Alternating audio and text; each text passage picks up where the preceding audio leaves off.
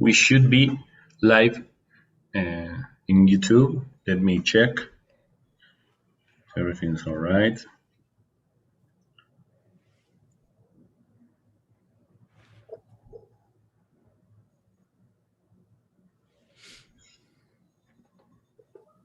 Yes, we should be fine. Ivan, would you like to check with your mom if she's seeing us from YouTube? I'll send a message. Okay, well, no. Yes, we are live. We are currently live at YouTube.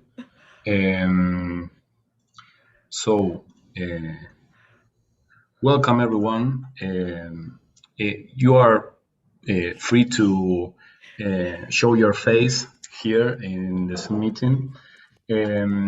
Welcome to this sixth edition of Building Bridges between Philosophy and Neuroscience. We are Marina Tracas and Francisco Warshaw. Thank you for being here. Before we start, I would like to say something about today's date. Today is October 12th, and for Latin Americans, it's an important date. It's the day when Spanish people came to America for the first time and claiming a discovery that was not a discovery and was the beginning of a violent process of conquest in which we are still today victims. So this event, this seminar, falls unfortunately on this date. We couldn't find another date, and as Latin Americans organizing an event in English, we wanted to make this statement before starting the event. So thank you very much for listening, Marina. Yes, so we are going today to talk about trauma, but it's not the kind of trauma that is related with the 12th of October. It's not collective trauma, but more traumatic experiences related to the individual experiences. So Georgi Gardiner is going to be the first speaker from philosophy. She works at the University of Tennessee, and she works in epistemology and metaphilosophy. And then as a second speaker coming from psychology, not neuroscience, but we have Ivan Mangioli from the Catholic University of Leuven, and he works in legal and forensic psychology. So Georgi, would you like to start, if you want to share the document? Yes, great, thank you. Maybe Georgi is getting ready. I can tell you about the dynamics of the talk or the event in general. There are two talks of approximately 30 minutes each. And after each talk, there are 10 minutes of specific questions about each talk. And then we open the microphones to a more general and deeper discussions. And so if you have specific questions, you can ask them at the end of each talk. But if you have a more deeper questions that is going to generate a more profound debate, please wait to the end. So, Georgi, whenever you're ready. Yes, great. Sorry about that. I'm so sorry. I was the one who was streaming by accident while you were talking, and I'm so sorry about that. I sort of thought, somebody's got the Zoom link open, and I thought, oh no, that's me. I'm really sorry. So, and then I was discombobulated and forgot to post my handout into the chat. So I'm so sorry about that. And thank you so much for that recognition of Indigenous peoples and colonialism. I think that's a really important statement to make on this date. It's so important. So thank you. So thank you so much to the organizers. I really appreciate this opportunity, especially this interdisciplinary work. It's so important. And I just want another quick announcement, just like heads up, that I'm going to be talking about acquaintance rape, and in particular, the sort of mechanisms of not realizing that you were a victim of acquaintance rape. And so I'm going to be getting into some of the details of that. So I just want to give people a heads up about that. So, and once again, sorry that I was kind of discombobulated and messing up the beginning. So I've put into the chat some of the Zoom the first part of the handout. And then also for people that just want the handout itself, I've now put that into the chat so you can download it from there. Okay, so I'm going to be talking about the epistemology of attention. That's one of the kinds of themes. And in particular comes the sort of this phenomenology of this experience of this phenomenon of not coming to realize that you were a victim of rape. So the Me Too movement was this kind of this kind of big public reckoning with the prevalence of acquaintance rape, and it was very costly. It was very costly in obvious ways. So these kind of victims going through the experience of disclosures on Facebook, which means that they're opening themselves up to either being seen as a rape victim, which is stigmatized, or as a liar. So this kind of either way, it's bad. And then also they're kind of reliving these experiences and this attention to these negative experiences. So these kinds of costs, largely for the benefit of people who sort of didn't think that acquaintance rape was prevalent, namely sort of typically sort of men. So you had these like a lot of people who were typically, a lot of people, women, going through these costs for the benefit of men. But I want to talk about a way that there was an underappreciated cost of the Me Too movement. So using the epistemology of attention to draw out a way that the Me Too movement has this underappreciated cost. And it's the cost of people coming to realize that they were rape victims when they wouldn't have otherwise realized it, or maybe wouldn't have realized it until later. So I'm going to be talking about the costs of attention and the epistemic power of attention. Now, although I'll be using acquaintance rape as a lens to better understand this phenomenon, a lot of what I say will apply to other costly beliefs. And by costly beliefs, I mean ones where the attention has costs, and also coming to sort of the cognitive costs of attention itself, but also that there are these downstream costs of coming to realize. So perhaps it's sort of disturbing and destabilizing in other ways. The beliefs I have in mind will be things like, I'm an alcoholic, or I'm an atheist, I've lost my religion, or my child is anorexic, or my child self-harms, or is LGBT, or I no longer love my spouse, or my sort of marriage, my parents' marriage was a sham, they never loved each other, or my career in the CIA or the military was a mistake because of what I now think about those institutions, or sort of realizations of mortality, or that one is genderqueer, or that one isn't very good at one's job, or one's an alcoholic or a drug addict. These kinds of costly beliefs. A lot of what I say, not everything, but a lot of what I say will also illuminate the epistemology of those kinds of beliefs. And I want to emphasize that I just mean all of what I'm going to say is just applying to some people. So this isn't something that is going to, I'm not making this claim about every acquaintance rape victim or rape victim. I'm just saying this can illuminate some cases for some people. So not realizing that one was an acquaintance rape victim is not uncommon. It happens relatively frequently. In fact, this book is called I Never Called It Rape, and it's about that very phenomenon. And it claims that only 27% of the people who could have described something that legally is very clearly rape recognize themselves as rape victims, thought of it as a rape. Now, of course, there's a lot to say about what exactly that means, right? But it just sort of underscores that this is a relatively common phenomenon. And so this essay, this paper is about how is this possible? Given that this happens, how is it possible? But also how can we render it intelligible? How can we make sense of it? And sort of in a certain sense, my explanation will center the victim, center the rationality of the victim. So a lot of the existing explanations emphasize a kind of irrationality or epistemic lack in the victim. So they'll say something like, the victim lacked the concept of rape. That's the first kind. Well, that might be true in some cases, right? But it's typically not true. I mean, it might be true for sort of very young people or sort of a while ago, or certain kinds of things that weren't recognized as rape. But a lot of these acquaintance rape victims, they do recognize it. And you can in fact see that in their testimony. So Jean Carroll, one of the accusers of Donald Trump, actually said, if somebody else described what happened to me as happening to them, I would have called it rape. I just didn't use that term for myself. So she clearly has the concept. She's using the term in that very description.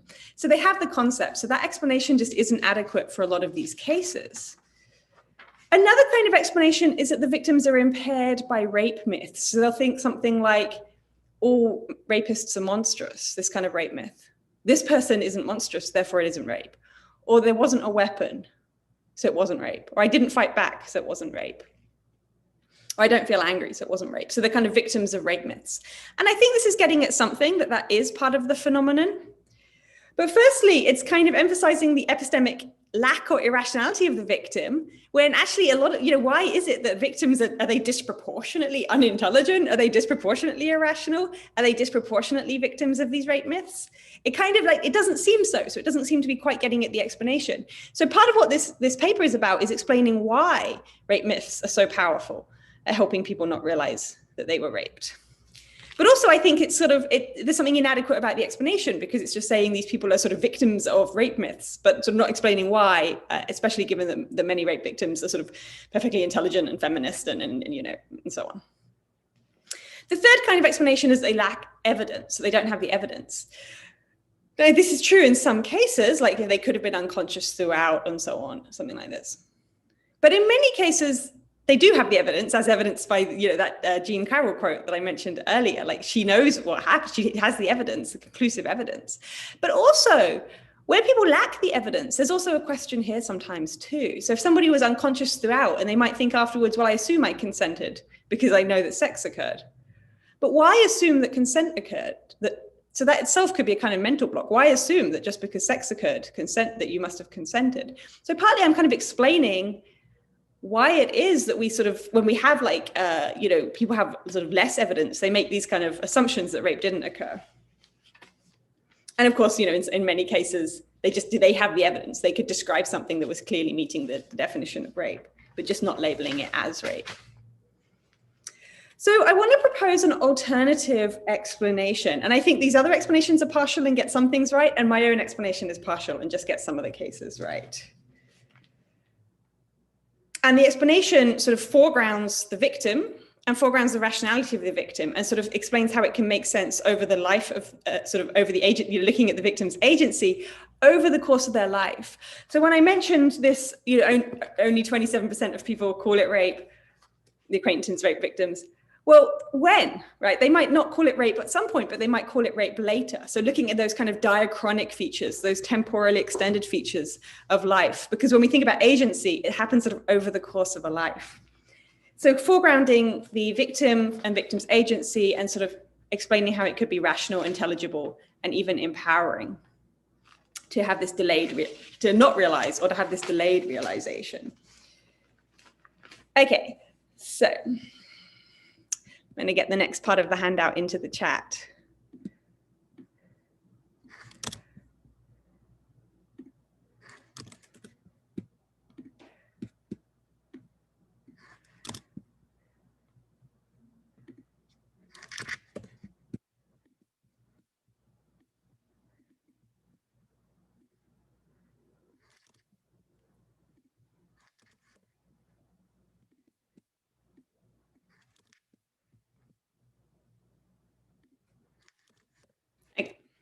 And again, for people that want the Word version, there's a link above. Okay, so in the background, there's this conception of kind of understanding, but as having kind of beliefs integrated together. But actually, you don't need anything controversial. You just need, this is how inference works. You have beliefs and you put them together, and then that sort of helps you sort of create new beliefs. That's all. So it's not controversial at all. So you could believe P and believe if P then Q. And then if you put them together, you can infer Q, so you get this new belief. But if you never put them together, you might never come to realize Q. That's kind of fairly uncontroversial. And so sometimes you need to draw attention to P and Q, P and if P then Q together at the same time to help you make that inference. And emotion can help draw attention. It helps direct attention. And so an example would be somebody who's, say, really invested in climate change will often think about climate change as they go through life. They'll think about climate chaos. And so they'll be more inclined to make inferences between climate change and other things like gift giving or holidays or employment opportunities or generational injustice. They'll be more likely to link that to climate change. So they'll kind of make more inferences connecting climate change to other things.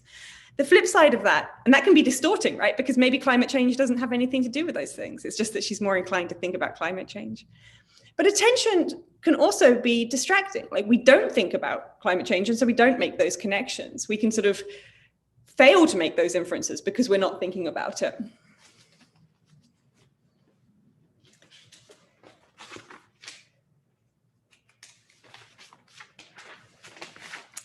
So attention can help us forge the connections amongst beliefs and make new inferences, and can also distract us from making new inferences. So what I want to suggest is that the person who fails to realize that they were raped achieves this by not thinking about it. They don't put the beliefs together because they sort of distract themselves. And I say achieves this, I'm kind of saying that this kind of ignorance can be valuable. So we have here a valuable kind of ignorance. It's a kind of accomplishment to manage to sort of not make this inference given the conclusive evidence. So here's the sort of normative landscape of this, how this can happen. And so I'm going to build a trilemma, and it's going to be a normative trilemma. It's about sort of what sort of the oughts and shoulds going on. So for some people, and again, to emphasize, I'm not talking about everybody, but for some people, were they to form the belief that they were raped, that would demand attention. That would then demand a certain kind of paying attention to that fact. So the idea is that they can't just sort of come to realize, oh, my husband raped me, and then just get on with their life and not change anything, not think about it anymore. To do so would be to sort of treat themselves like a doormat, to not give themselves appropriate levels of regard. So self-respect can require that you give it attention. And I was talking to a very senior Oxford Don when I was there, and he said, why do you keep working on this epistemology of attention? You know, I have a friend who was raped. Why do you keep working on the epistemology of rape? Why do you keep working on rape, Georgie? Like, I have a friend who was raped. She just got on with her life. It doesn't seem like a very important topic. And I sort of think, well, if that's true about your friend, like, bravo for your friend, but that's not going to be available to everybody. Both that won't be possible for everybody, but also it might not be morally good for everybody, right? For some people, to do that would be to treat themselves as a doormat, to just kind of continue to, you know, their supervisor for their PhD rapes them, and they just sort of get on with their PhD and don't sort of pay it any mind. Is kind of a moral mistake. So the first one of the trilemma is a moral one, treating yourself appropriately. The second one is a prudential one, is that attention is exhausting. And there's some of the costs are just sort of negative, the costs of dwelling on something negative, but there's also a lot of other costs, downstream costs, because it causes sort of practical requirements, like making certain changes in your life, like going through a divorce, but also just other attentional costs. So attention is contrastive. So if you're thinking through this trauma, you might not be able to think through your algebra homework, right? So you might sort of not be able to continue with your degree because you sort of can't think about the both things at once, for example. And then it sort of can have these other costs, like if that's what you're thinking about, that could cause problems in your relationship. Even if the rape was completely outside of the relationship, it can cause problems with your relationships. Attention can also have these other costs where now you sort of need to sever the relationship. It was your boss, right? So now you need to, this acquaintance rape is very often in these integrated relationships. You now need to sever relationships with your boss. So you now need a new job or something like that. Very costly. You might feel like a moral obligation that you now need to tell your family, like you now need to tell your mom, or you now need to tell your friends. Like if the rapist was in an acquaintance group, you now need to sort of tell people. That's going to cause these upheavals of the family and sort of all these other problems, downstream problems, and upheavals of the friendship group. You will have these embedded rational dilemmas. So now, well, maybe you feel like you should tell the perpetrator, confront the perpetrator. Like if that person is your PhD supervisor, you shouldn't just continue that relationship. That would be a moral mistake. So you need to tell them. Well, that's predictably going to cause a whole bunch of problems, including that they are going to have a bunch of needs now. Like they might now want to make amends and apologize and so on. That might not be your responsibility, but it's a foreseeable cost of confronting them. So the attention has all these other costs. And this partly, by the way, helps explain why for many people in many cases, acquaintance rape is more disruptive than stranger rape. So you have these kind of people making these, having these opinions, opinionated people. Here's an opinionated person on the internet, Richard Dawkins, in a 2014 tweet, quote, "Date rape is bad, stranger rape at knife point is worse. If you think that's an endorsement of date rape, go away and learn how to think." So I don't know what he's talking about. What does it mean to say one kind of rape is worse than another? Like, what does he mean? Worse to do, worse to experience, worse on average? I have no idea what that means. But also, it also feels like he sort of doesn't really know what he's talking about. Because, for many people, acquaintance rape is worse. It's much more disruptive. So you might think something like, well, I thought this guy was one of the good guys. I married him, or he's my best friend. I thought he was one of the good guys. If he can commit rape to me, then either I cannot judge character because I thought he was one of the better ones. And that's really disruptive. If you can't judge character, it undermines your trust in your own judgments. That's very disruptive. or all men are bad, all people are bad, that is also really disruptive. So this is kinds of ways that acquaintance rape can be more disruptive for many people than stranger rape. And of course, acquaintance rape is very often embedded in these other relationships, like you're already working for that person, or they're a colleague, or so on, they're in your friendship group, and so on and so on. So Richard Dawkins should shush. As he says, go away and learn how to think. Or at least, stay in his lane. So, and that quote now is in the chat for anyone who wants it.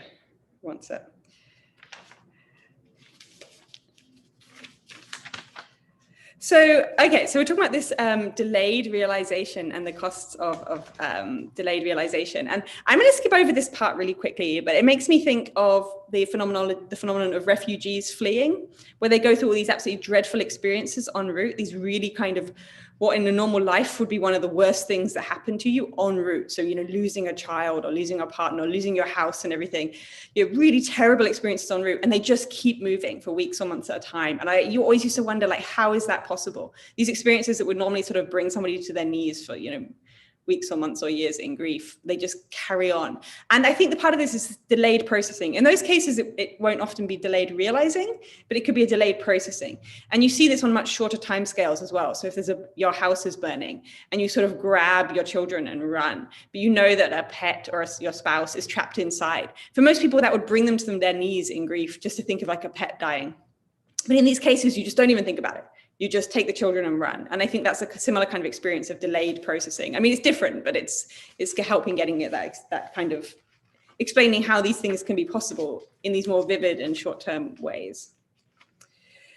So the third horn is this epistemic horn. So we talked about the moral horn and the prudential horn, the treating yourself like a doormat, and then the attention is exhausting horns. The third horn is this epistemic horn, this having conclusive evidence and yet failing to realize, making an epistemic mistake.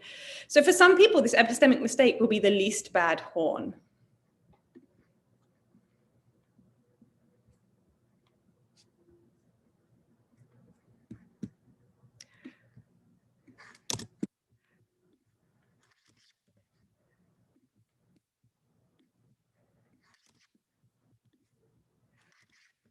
Okay, so now I've just popped into the chat the last bit of this handout. It's a review of the trilemma, and then going on a bit. So the trilemma is the epistemic horn. So it's kind of like, this is kind of in the aftermath of rape victimhood. It's like, here's a trilemma, pick one, which is the least bad horn for you. There's kind of the epistemic error of not forming the beliefs despite conclusive evidence. The moral one of acknowledging the rape, but sort of not doing anything about it, not paying it any attention, not making any changes, where the worry is treating yourself like a doormat. And then the prudential horn of these vast expenditures of resources, and especially attentional resources, but other downstream effects, maybe at a time that isn't convenient for you. Like it's at a time when you're trying to sort of finish your diploma, that you're sort of, you're still living at home and your father is the rapist, and if it's just in a couple of years, you'll leave the house or something. So there'll be better times later on in your life, maybe when you're sort of more settled and married. It'll be a better time to do the processing. So that's the prudential horn. It's kind of like pick one. So a couple of quick comments. So one is, at times it might sound like I'm talking about choosing when to have this disclosure to yourself, choosing when to realize, and that might be kind of distracting. Like, what do you mean choose? Like one part of your mind is sort of hiding it from another part and then coming to sort of govern when sort of coming to choose when you realize it.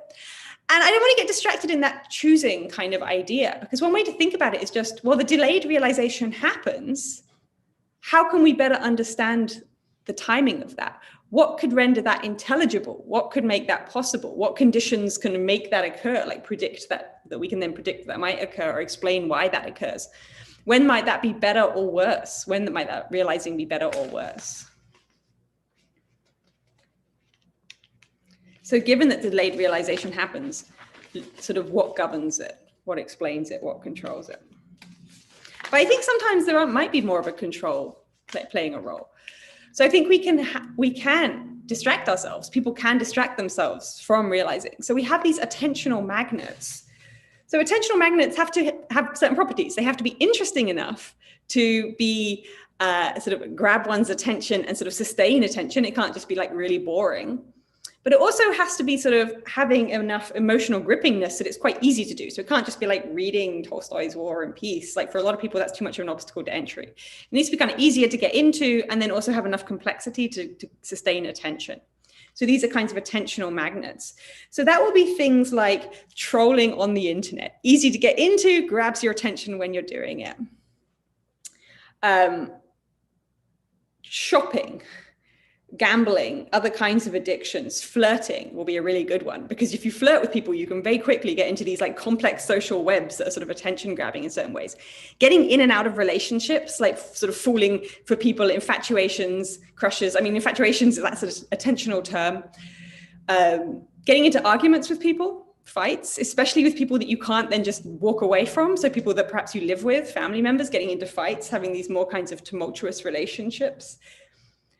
Promiscuity, dangerous circumstances, dangerous sports, certain kinds of pain and self-harm might have enough complexity, certain kinds of extreme sports and working out where you really have to think about like, is this a dangerous amount of working out and so on, certain kinds of eating disorders, obsessions in general, maybe certain kinds of hobbies and nerding out, the ones that people get really fixated on. BDSM, there's a student of mine sent me a quote about BDSM where sort of when that person is in the dungeon, they sort of are distracted from the sort of thinking about the rape trauma that they had gone through. And perhaps also even procrastinating and overcommitting, where suddenly you have these like too much on, and so you have all these distracting forces, these attentional magnets. So this is all armchair reasoning about the epistemology of attention and the epistemology of trauma, but you end up with these predictions like trauma victims might be more inclined to engage in those kinds of behaviors, both to distract themselves if they realize, but also to help avoid realizing. And it's not as binary as that, right? Because you also might realize in some ways and not others, and think through, and you don't, if you keep thinking about it, you'll think of new ways in which it's bad and so on. So we have this kind of armchair argument for thinking that people who are trauma victims might be more likely to engage in those kinds of behaviors. Now, I don't want to get too excited about this kind of prediction, right? Because it might be like, well, humans engage in those kind of behaviors because they're human. They're like common, like people gamble because they're human, right? So I don't want to say like, hey, like we've explained why people gamble. Like, no, I'm just saying that you would begin to see these correlations and connections, and it would begin to render intelligible these kinds of behaviors. And so given that attention magnets need to be easy to get into and emotionally gripping, most of those are going to be bad. I don't want to say which of that list was good and bad. I don't want to judge people for whatever they get up to on a Friday night, right? But a lot of them are going to be bad, because if things could be emotionally gripping and have a certain kind of complexity, like these properties of attention magnets, and also be good, life would be a lot easier. It'd be very easy. If it was like reading Tolstoy's, War and Peace was good for you and easy to do, that life would be easy, right? And so we end up with this prediction that these kinds of behaviors that might be a bit self-destructive would come out of trauma. And so if predictions that say like, oh, people that are trauma victims might be more engaging in self-destructive behaviors, self-harm, and so on, dangerous act pursuits, because they hate themselves or something like that. That's one kind of explanation. But this explanation is saying maybe they do this because they're being rational, because they're facing this kind of normative trilemma, and this is sort of one way that they're putting their own agency front and center as kind of managing their own attention, imagining their own coming to realize, and so on. So making it into a more rational response. So I'm going to skip over a part where I use epistemology to explain why the epistemic horn is a mistake, but is maybe not such a terrible mistake, and why it can be the better sort of the horns for a lot of people. I'm going to skip over that in the interests of time. And instead, I want to draw attention to the fact that other people can affect our own attentional landscapes. And they can affect what we should pay attention to, so what we do pay attention to, but also what we should pay attention to, and what inferences we do make, and what inferences we should make, so they can change our epistemic landscape. So for an analogy, suppose there's a table in front of you. And then there's this question, how many cups are on your table? It's perfectly okay that you didn't have a belief about that. There's no reason for you to have a belief about that. But now I've asked you the question, how many cups are on your table? Now you probably will form the belief, and you should. If you fail to, you're kind of making a certain kind of mistake. So I've changed the epistemic and attentional landscape of what you do infer and notice, but also what you should infer and notice. And we see this a lot. So suppose you're a priest in a seminary and you're beginning to doubt your faith. probably the other priests aren't going to start asking you like, hey, what did you think of the problem of evil? Like, have you been thinking, like, they're not going to draw your attention to those kinds of issues because they want to help you not realize that you're now an atheist. So they're not going to change your attentional landscape and draw attention to what you should be realizing. They're going to help you sustain that ignorance of coming to realize that you're now agnostic or an atheist by not asking you those questions. So what I want to suggest, and that's another example of how other people can change your attentional landscape, what you do come to realize and what you should come to realize. What I want to suggest is that the Me Too movement was a big public reckoning, a much needed public reckoning with a lot of value, but it also changed the landscape of what people did and should realize. Because in a certain way, it was asking a whole bunch of people, hey, have you ever been a rape victim? Because people were posting, I have. Have you ever been sexually assaulted? It was asking people that question, which can cause people to come to realize. And it can also cause, say, perpetrators to come to realize and so on. So in this fantastic book, The Body Keeps the Score, there's a description of a case where it's actually a pretty horrific case. Father Shanley was one of the people in the Catholic Church sex abuse revelations. There was a lot of media attention on him at the time. And there was somebody in the army who grew up in that village, in that town. And his girlfriend was having their nightly phone call. And she said, because Father Shanley, the priest, was now in the news a lot, did he ever do anything to you? So the girlfriend asks that to the boyfriend, who's in the army, stationed abroad. And he goes quiet and he hangs up. So basically he comes to realize that the answer is yes. His life spirals, absolutely spirals. His mental health spirals in ways that I won't even describe. But by the end of the page, just a couple of months later, he's got a dishonorable discharge. His career was doing extremely well before that. He's dishonorably discharged. His mental health is absolutely shot. It's really difficult reading that page. So what she did by asking that question, she didn't make a claim. She didn't say, here's some evidence that he did this to you. She asked the question.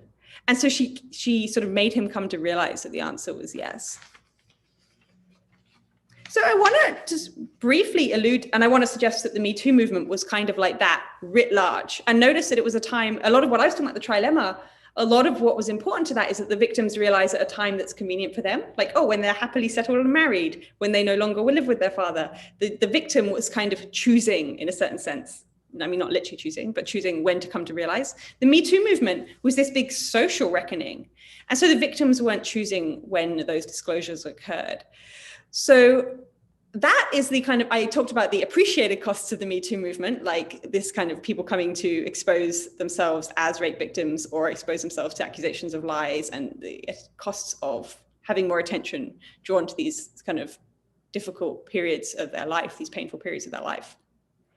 But this is the underappreciated cost that I want to talk about, this kind of that I want to draw attention to, this coming to realize. So I want to conclude with two ethical upshots that I think that this raises these questions. I'm not saying the conclusions, I'm saying the questions. So one is, I think we very often think of it as ethically good to help friends with their conceptual resources. So somebody describes something and you could say, that person is abusing you. That person is gaslighting you. That was sexual assault. And we think of that as really good. Hey, we've given this person this conceptual resource, this hermeneutical resource. We've helped them better understand their experience. Good stuff. And I think that is good. But notice there's this cost. This person might not be ready yet to realize that they were sexually assaulted or something like that. So there can be real costs to being the person who has this kind of, the friend who could say, hey, let me label that experience for you. That person might not be ready to have the experience labeled. The other context that I want to raise is this a kind of a set of ethical questions is eduction in therapy. So maybe this is more answers than questions, but eduction is a therapeutic technique where the therapist doesn't tell you P, but helps you create the conditions of coming to realize the P so that you can educe it yourself. The patient can educe it. So rather than the therapist saying, oh, your father was an alcoholic, I think he was an abusive alcoholic, they might say, yo, you're a perfectionist. Yeah, you're a perfectionist, huh? Yeah, you say your father enjoyed drinking. And then maybe sort of 15 minutes later, you know, a lot of people who are perfectionists, they actually sort of, that's a response to sort of having a difficult upbringing, like an abusive upbringing, and just sort of mention it. And if the patient is ready to put those beliefs together, form those beliefs about their own life, sort of apply that sort of inference to their own life, they will. And if they're not ready, they won't. That's eduction. So I want to sort of suggest that everything that I said about the trilemma and the sort of centering the victim and thinking of it as a more kind of extended over time, like this temporally extended diachronic sort of roles of agency, can now help us illuminate the ethics of labeling an experience for a friend, and then also sort of give us particular role for this eduction in therapy. So I'm going to stop there. So thank you so much. And once again, I'm so sorry about accidentally streaming when Ivan was introducing, sorry, when Fran was introducing. I'm so sorry about that. And thank you so much for inviting me and for listening. I really appreciate it.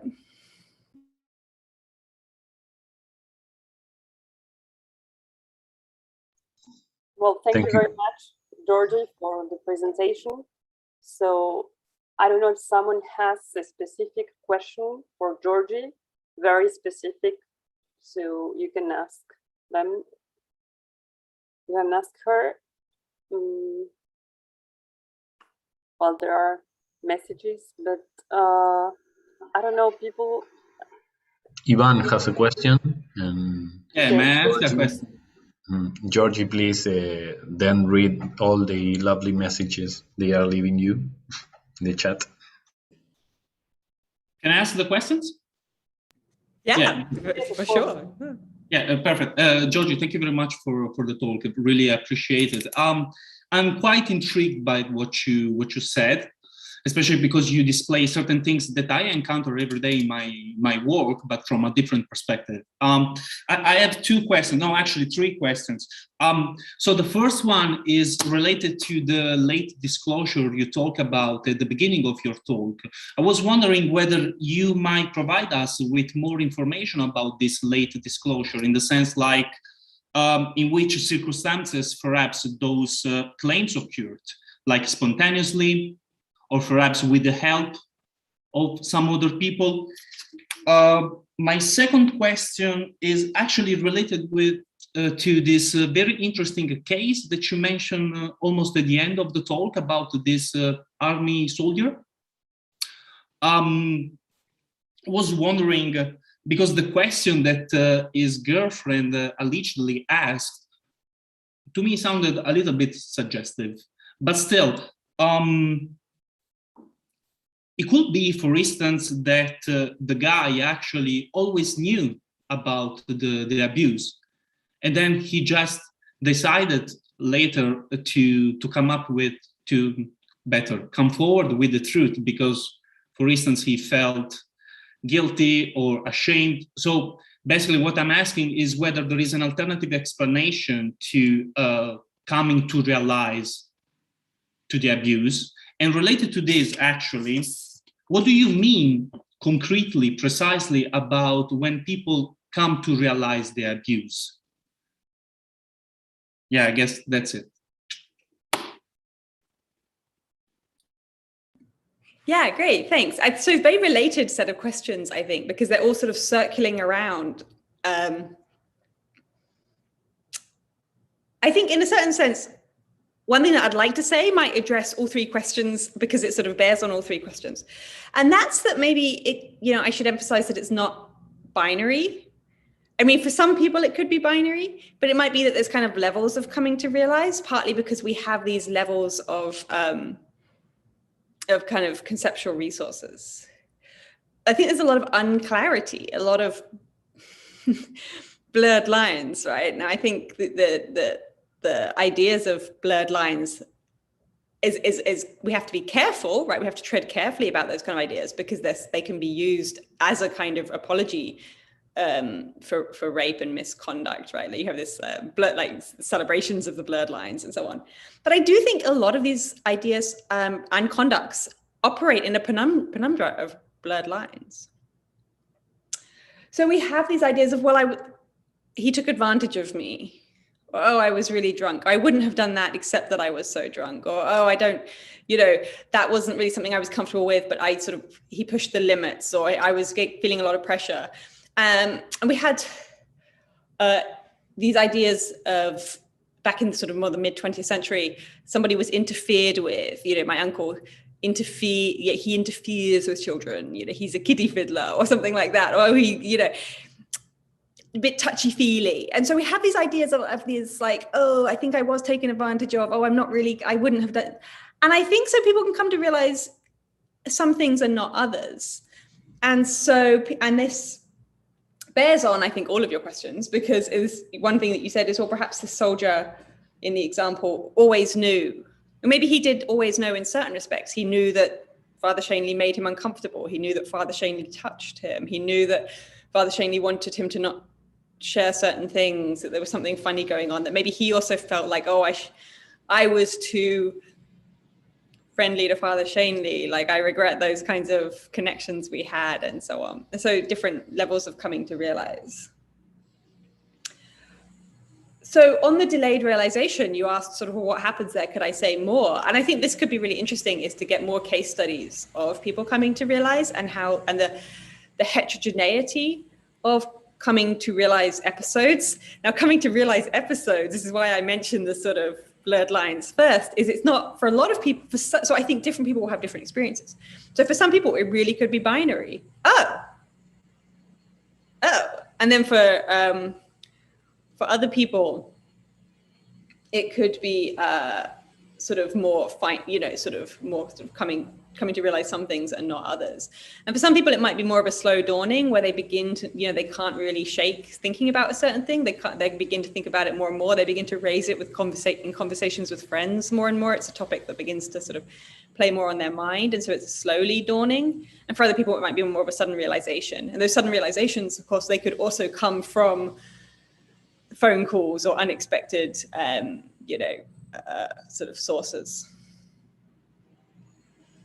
And actually, a sort of side project is about the ethics of discussing rape in the classroom. So somebody mentions that they're teaching their MeToo course. So I'd be really interested in hearing more about your MeToo course, Sarah, in the chat, because I'm really interested in the ethics of teaching about these topics, because we have this idea that like it's perfectly fine to say like bust rape myths in the classroom and say feminist stuff in the classroom. And the thing you should never do is like have students say rape myths in the classroom, like, well, she was probably asking for it. But there's this idea that we might invert that, because actually if there's somebody in the classroom who's, say, a rape victim, they're perfectly used to hearing rape myths, and so they can just shrug them off. They've heard them 100 times before. If the teacher is there in front of the classroom and says, hey, only the majority of rape victims don't call it that, right? That is something that could be the first time they've ever heard that. Like, oh, the majority of rapes are acquaintance rapes. That could be the first time that the student has ever heard that. That could be something that they can't just shrug off. But now here they are in a classroom, coming to be shocked into these kind of realizations in the context of a classroom. That's a big cost. So I'm not saying, oh, it's absolutely terrible to sort of bust rape myths in the classroom. I'm not saying that. I'm just saying that there are these hidden costs of that. So yes, I do think more narratives about the delayed realization could be really helpful. Of course, I'm just looking at the abstract properties, not the empirical work.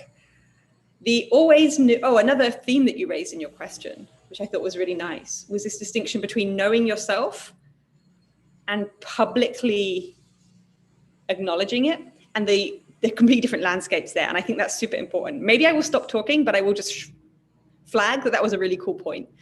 The knowing inwardly, and then the sort of the extra additional emotions and normativity and stuff of mentioning it in public, especially because in cases of acquaintance rape, that could well have repercussions for existing relationships.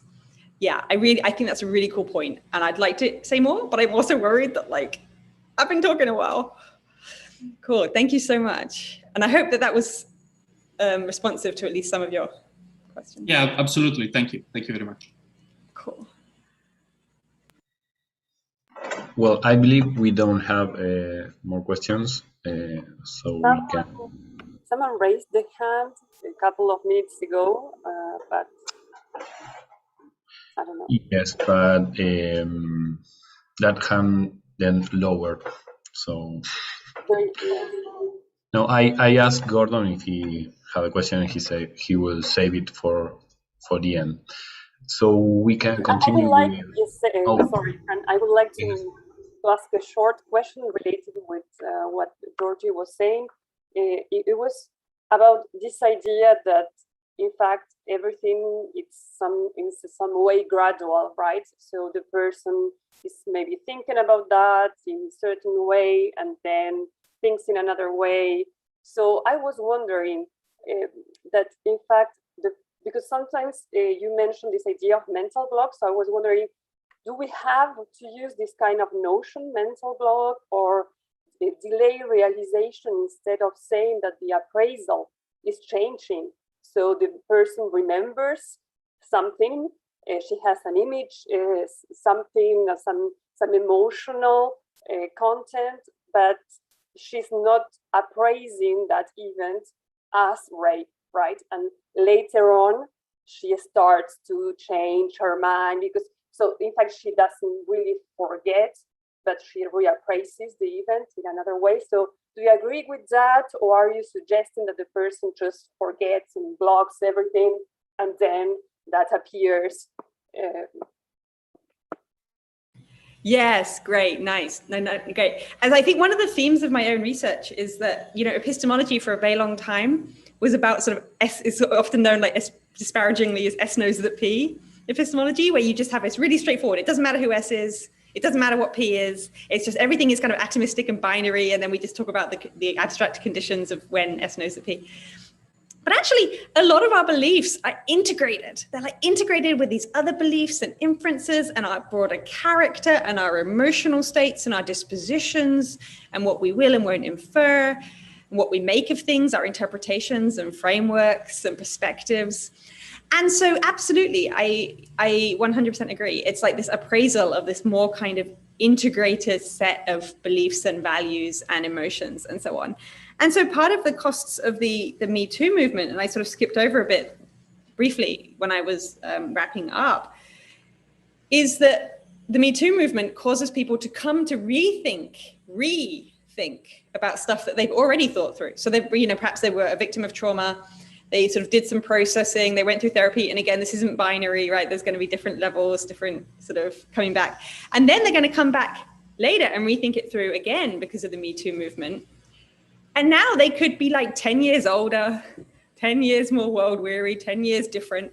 And so they have a different set of thoughts and feelings and emotions. And so they're rethinking, coming to see new connections, coming to think about things differently, realize different parts of the problem. So now they might think, before they'd already gone through the processing of like how bad it was about how their father treated them. And now they're like, wait, my mother, I tried to tell my mother and she totally, and that's like a whole other set of kind of revelations and processing and emotion. And it's because the thinker has changed so much in the intervening time that now different things are salient, different emotional connections happen and so on. So absolutely, I do think these ideas of appraisal are really important. And I think this is a trend that epistemology is going through in general. So Liz Camp has been working on really nice ideas. She's at Rutgers about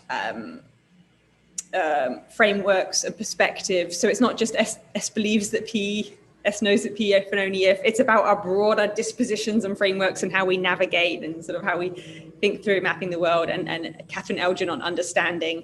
Understanding is seeing how all our beliefs hang together, the connections to emotions, and attentional. And I've been working on attentional dispositions, the character traits of attention, thinking of attention as habits, dispositions, and character traits, and looking at the virtues and vices of attention. And so these kind of broader characterological, full-blooded epistemology rather than just S knows that P. And I really like that term that you used, appraisal, there. So yeah, so the mental block is also just going to have these different layers, these different aspects to it. And I call them mental blocks, by the way, rather than hermeneutical blocks, because of this idea that like, it's not that people lack the concept. Like a lot, epistemology is taking these really interesting turns. And one of them was like, well, we need more conceptual resources. We have these hermeneutical gaps, these hermeneutical lacunas. Hermeneutical is like a fancy pants word here for like how we understand stuff, the concepts that we have that help us understand things, especially our own experiences of the social world. Hermeneutical. So they have these hermeneutical gaps. And yeah, that's true. That is important. We need hermeneutical gaps. If we didn't have the concept of sexual harassment, and now we do, that's going to help a lot of understanding. But for a lot of these things, it isn't a hermeneutical gap. The concept exists. It's a kind of an inferential avoidance. It's a not seeing things how they are. And that's why I call them mental blocks rather than hermeneutical blocks or hermeneutical gaps. And yeah, I really like that term that you use there, appraisal, because that brings in so many different epistemic and emotional, characterological and attentional ideas. Really appreciate that. Thank you. Sorry about the background noise, by the way. I live above a demolition zone, big city project. That's okay. Thank you, Georgie. So we have Lucia who wants to ask a question, and then we go to Ivan because he has to present. If not, we'll fly. Hi, everyone. Sorry for taking your time. First of all, I wanted to thank you for this talk. It's been amazing, wonderful. It's personally a very important topic for me, so thank you. And I think you've already done this, but I wanted to ask you if you could direct us towards some further research or further reading on the topic. On the topic.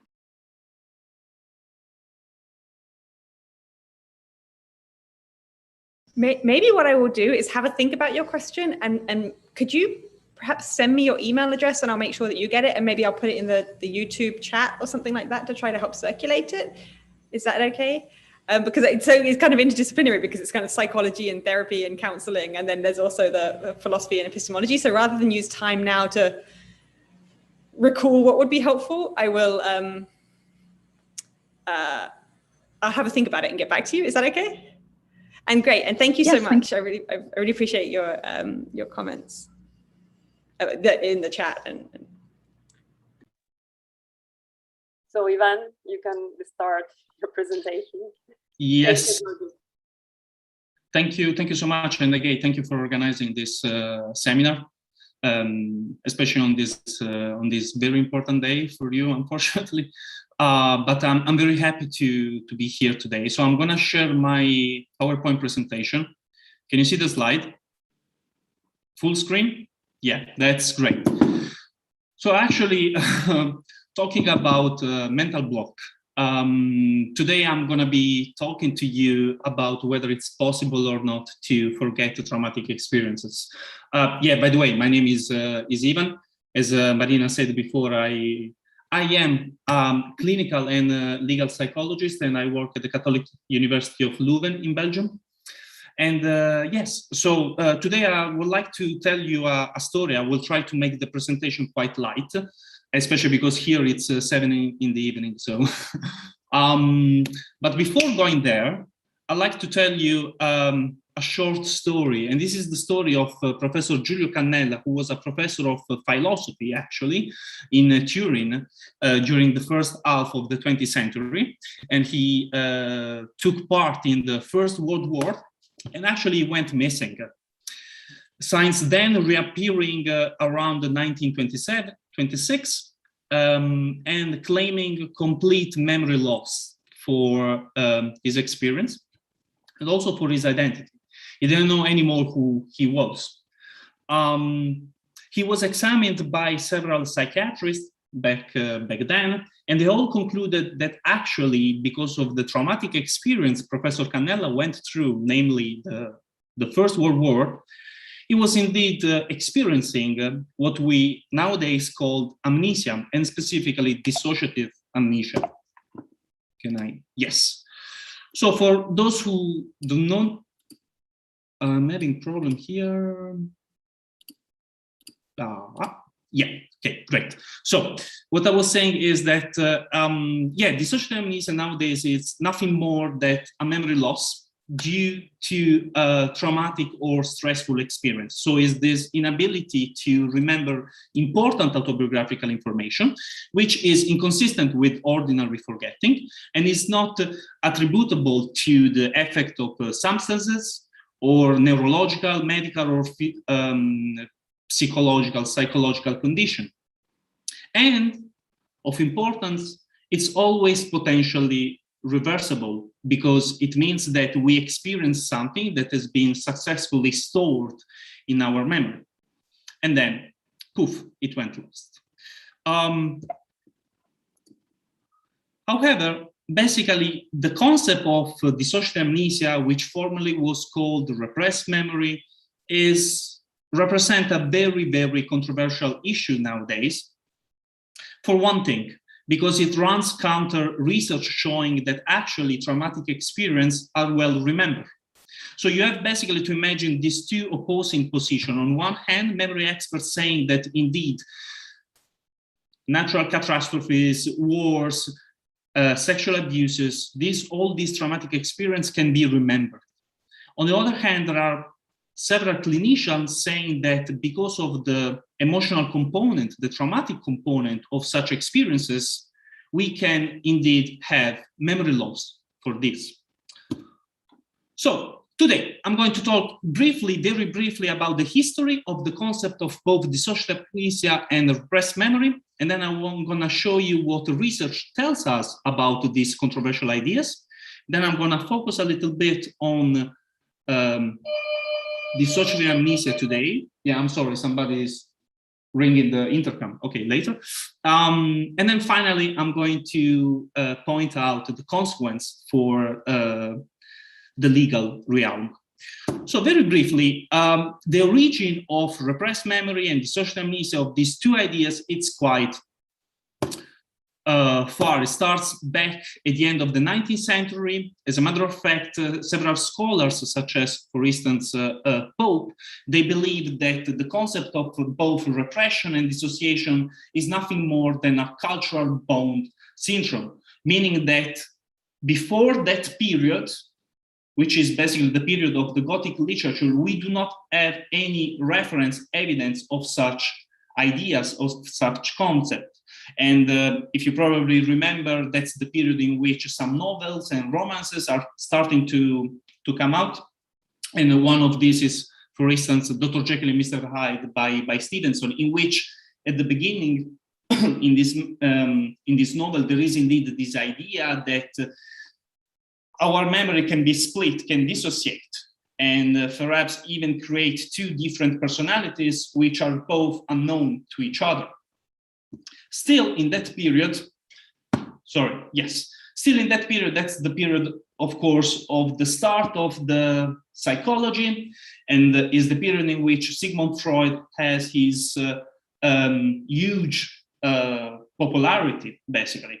As you can see here in a picture in which he was quite young, in which he was probably using a lot of cocaine and theorizing something that nowadays we know as the theory of hysteria. So what basically Freud was saying is that some people, specifically women, sometimes exhibit, they just show several symptoms like sexual dysfunction, depression, anxiety, but actually those symptoms are nothing more than manifestation of something else. And what Freud meant back then was that these women were sexually abused in their childhood, and now are just trying to manifest, to show a memory that actually got repressed. So Sigmund Freud is the first one who theorized basically this idea of repression. So this cognitive, this defensive mechanism, better, which allows people to unconsciously block traumatic memories in order later on to resurface these same memories to our mind with the help perhaps of some psychotherapeutic intervention. The funny thing is that even though Freud abandoned this idea, some of his followers thought that he was right. And that's the reason why we got throughout the 20th centuries with this idea that people can unconsciously block some traumatic experience. And one of the manifestations of these ideas that actually, please keep in mind, that are not scientifically proven, actually manifests itself in the DSM-3.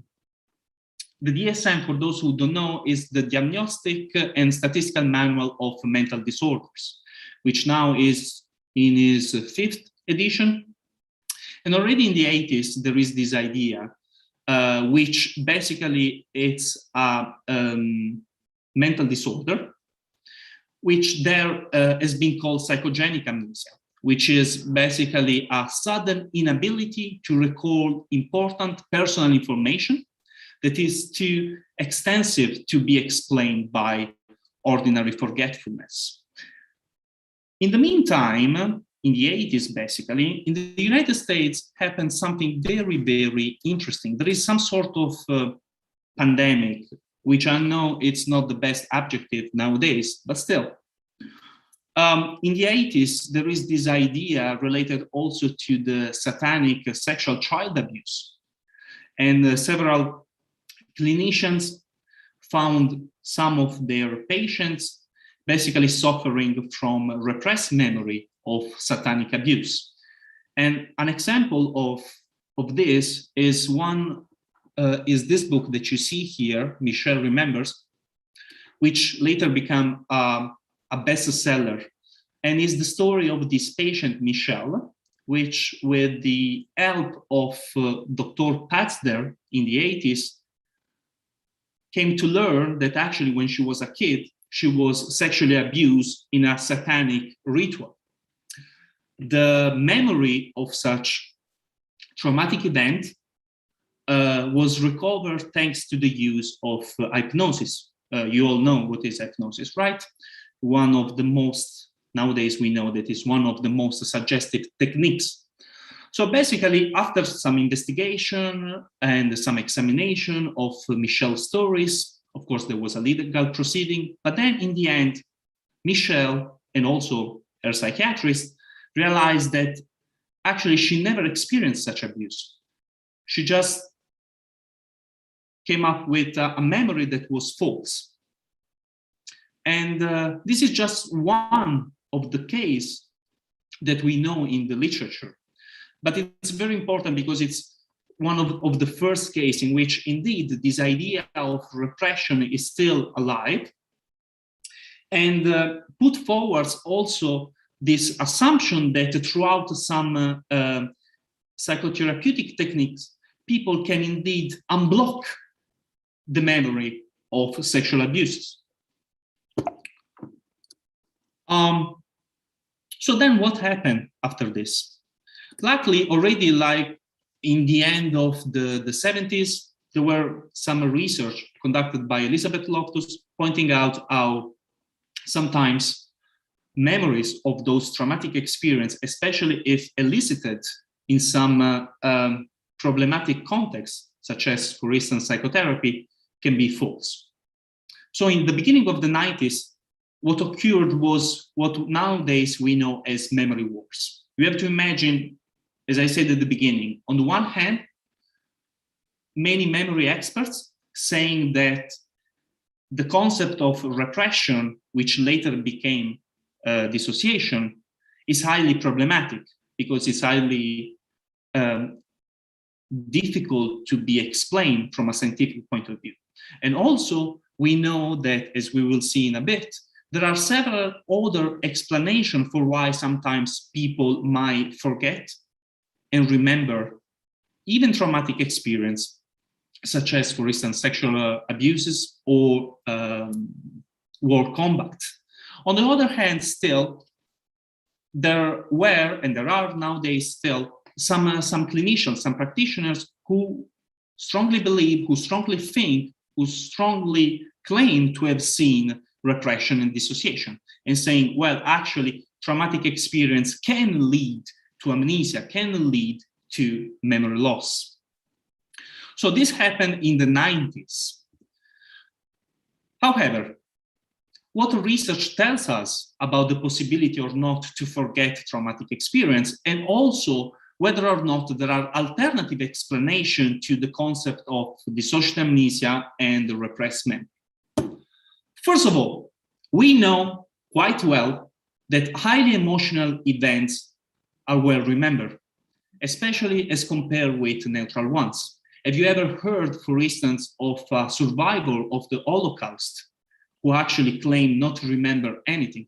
Then, of course, some details of those experiences can fade away because, according to some scholars, there is nothing special in traumatic experience. They are just memories that we can still have in our mind, which with the passage of time can just fade away a little bit. But the point is that the core of the experience still is there. So it's highly unlikely that because of the emotional component, the traumatic component of the experience in itself, people are going to forget those events, those autobiographical events. Moreover, Georgi before talked about the metoo movement, and we know this already, that some trauma survivors, especially victims of sexual abuse, they just decide not to talk about the abuse. They just decide not to disclose immediately that they have been abused because of feeling of shame, of guilt, or sometimes a particular dynamic between the perpetrator and the victim. But the fact that these people decide later on to disclose their experience with the sexual abuse does not imply that those people actually repress or dissociate from their memories. So this is an alternative explanation to the concept of dissociative amnesia and repression. What else? Normal mnemonic mechanism. Sometimes people just forget stuff. As I said before, even for traumatic experiences, sometimes we cannot remember, especially with the passage of time, every detail, of course, but it's unlikely that we forget the entire core of the experience. But also we know, for instance, that we cannot encode all the stimuli around us. So sometimes we just fail to encode some information, some details happening around us.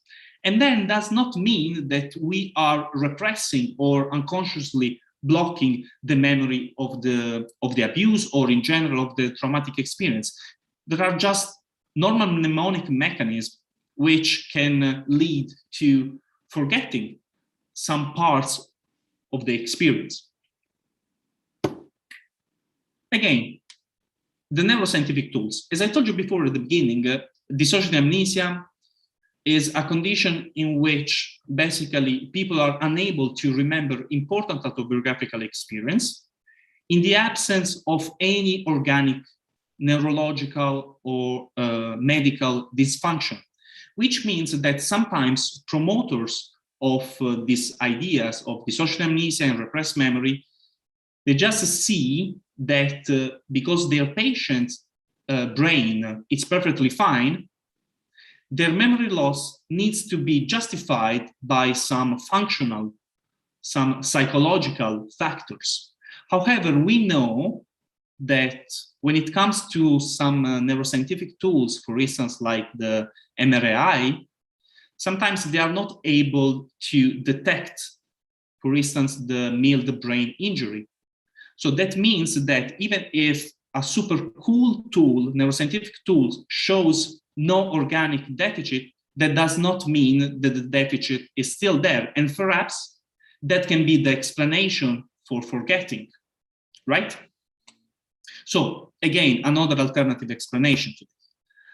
Psychotherapy. Georgi before was a little bit talking about that. There are certain psychotherapeutic interventions that sometimes are employed, they are simply used with people claiming not to remember their traumatic experiences. So, luckily nowadays we know that certain specific techniques might lead to the formation or the production of false memory.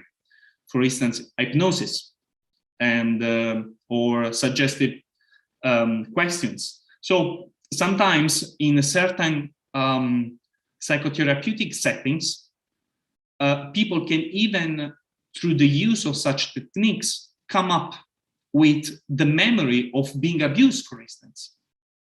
But sometimes when we know that when such claims are elicited in these settings, in these dynamics, there might be the suspect that those memories are false, and therefore perhaps the abuse never happened. But we will see that a little bit later when talking about the legal consequences of the idea of repressed memory and dissociative amnesia. Still, it's important that you know that some psychotherapeutic technique might elicit the memory of, for instance, traumatic experiences that never occurred before.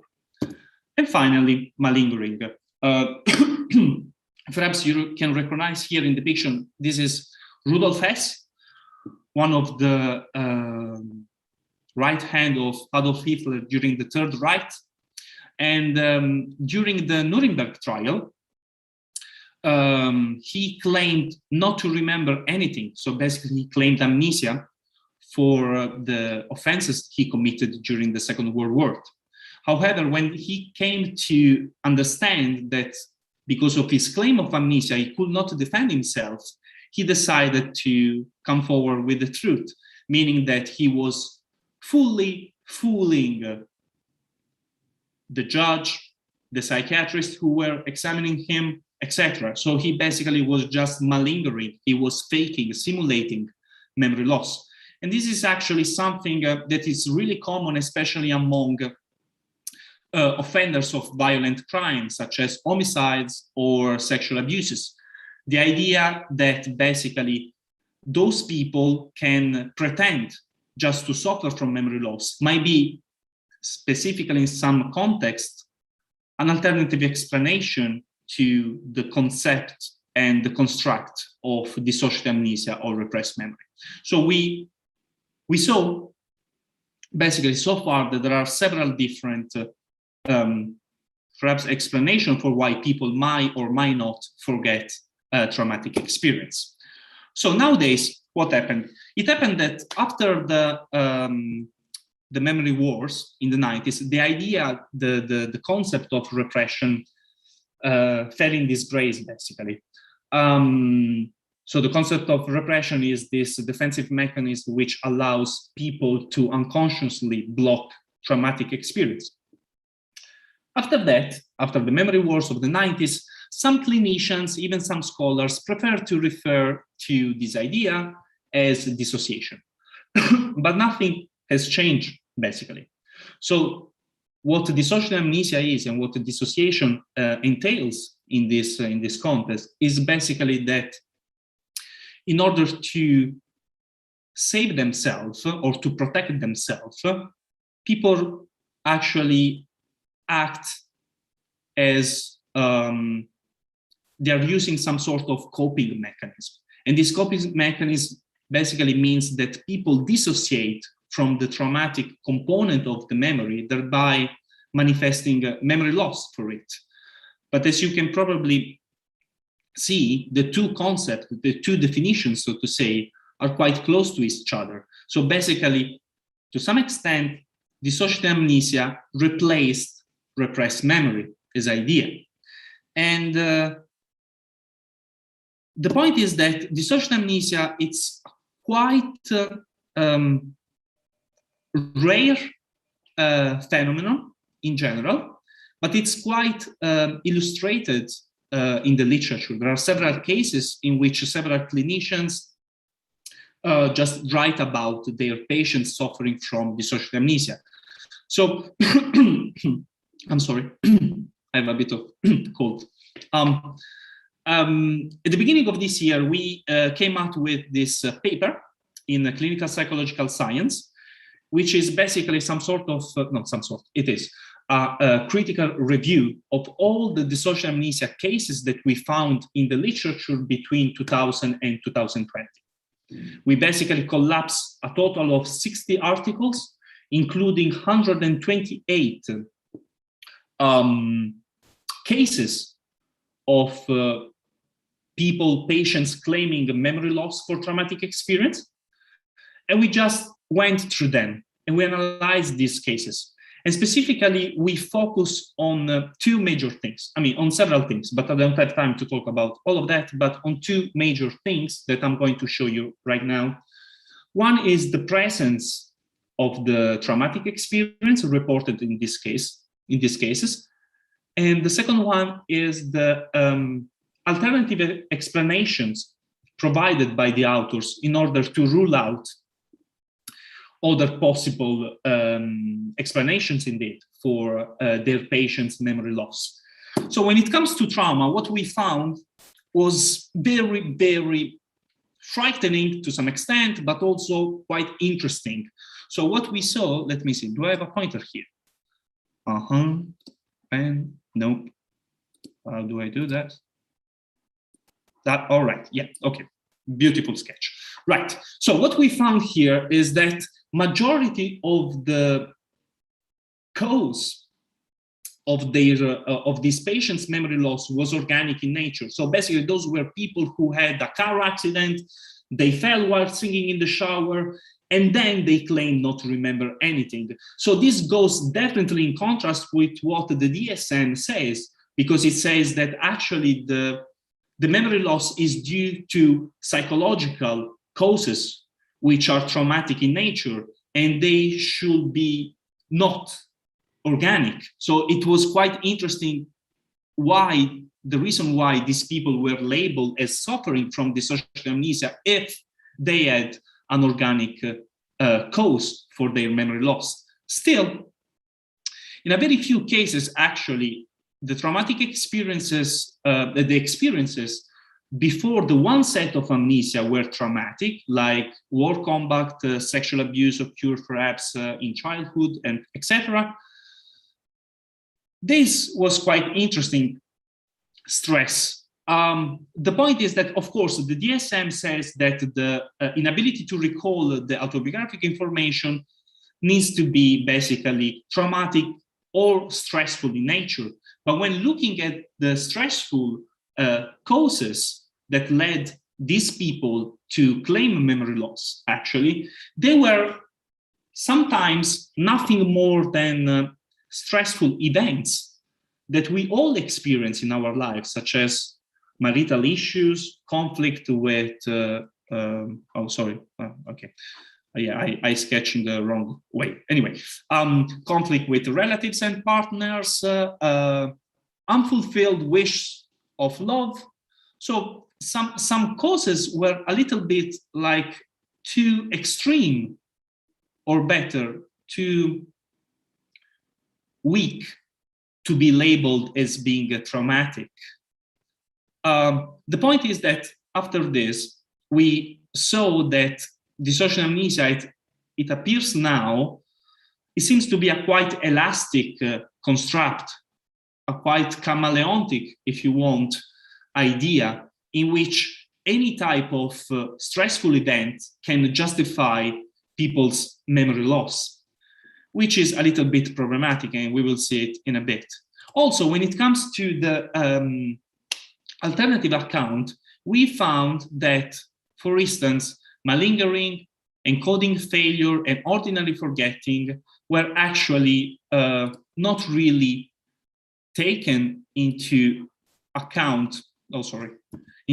When examining these cases, especially malingering, for instance, because there were some cases in which the patient's claim of memory loss occurred in some very weird circumstance. For instance, I remember a case reported in Fujiwara and colleagues of 2009, in which a man who was accused of sexual assault, who has been previously accused of some other two offenses similar to this one, claimed memory loss because of this. And these authors reporting about this case did not even mention or consider whether their patient was indeed malingering, was indeed faking his memory loss due to this new accusation of sexual abuse. And also in cases in which, as you can see here about encoding failure and ordinary forgetting, in cases in which the memory loss was about some event occurred during childhood, actually the authors of these papers did not really take in consideration whether there could have been another explanation for the patient's memory loss.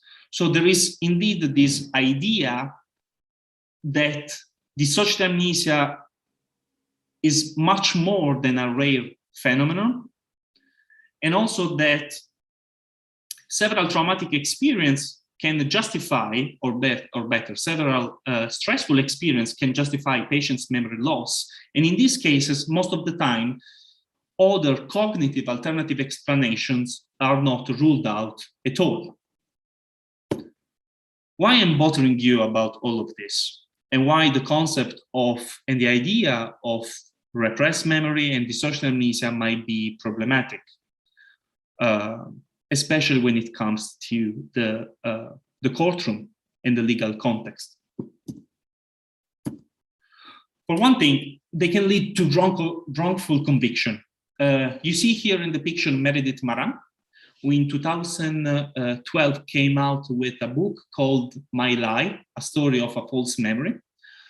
And the story goes as when she was around 30, 32, while talking with a friend of her, and later in psychotherapy, she realized that she was sexually abused by her father when she was a kid.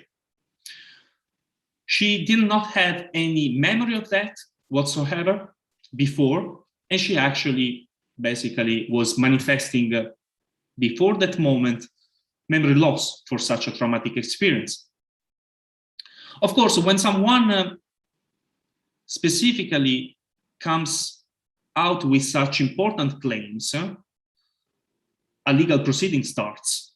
It starts an investigations, and the police starts to interview, trying to find evidence. And when allegedly a sexual abuse case happens within the household, of course, all the relationship, the parental relationship, they just get disrupted. As a matter of fact, Meredith Maran lost connection completely with her father.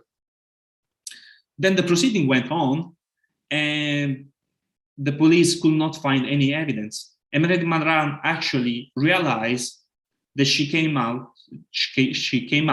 with a false memory of such abuse. But in the meantime, a legal proceeding had started already, and she lost connection with her family and so on. And this is just one of the many cases in which people, specifically in some particular circumstances, such as during psychotherapy, can just retrieve something that they think unconsciously blocked, but actually it's completely false. Problem that nowadays we are trying actually to tackle, it's the statute of limitation for sex crime. In the majority of the jurisdictions, of course, such a severe crime have a statute of limitation. So basically, the person can be prosecuted within a specific period of time.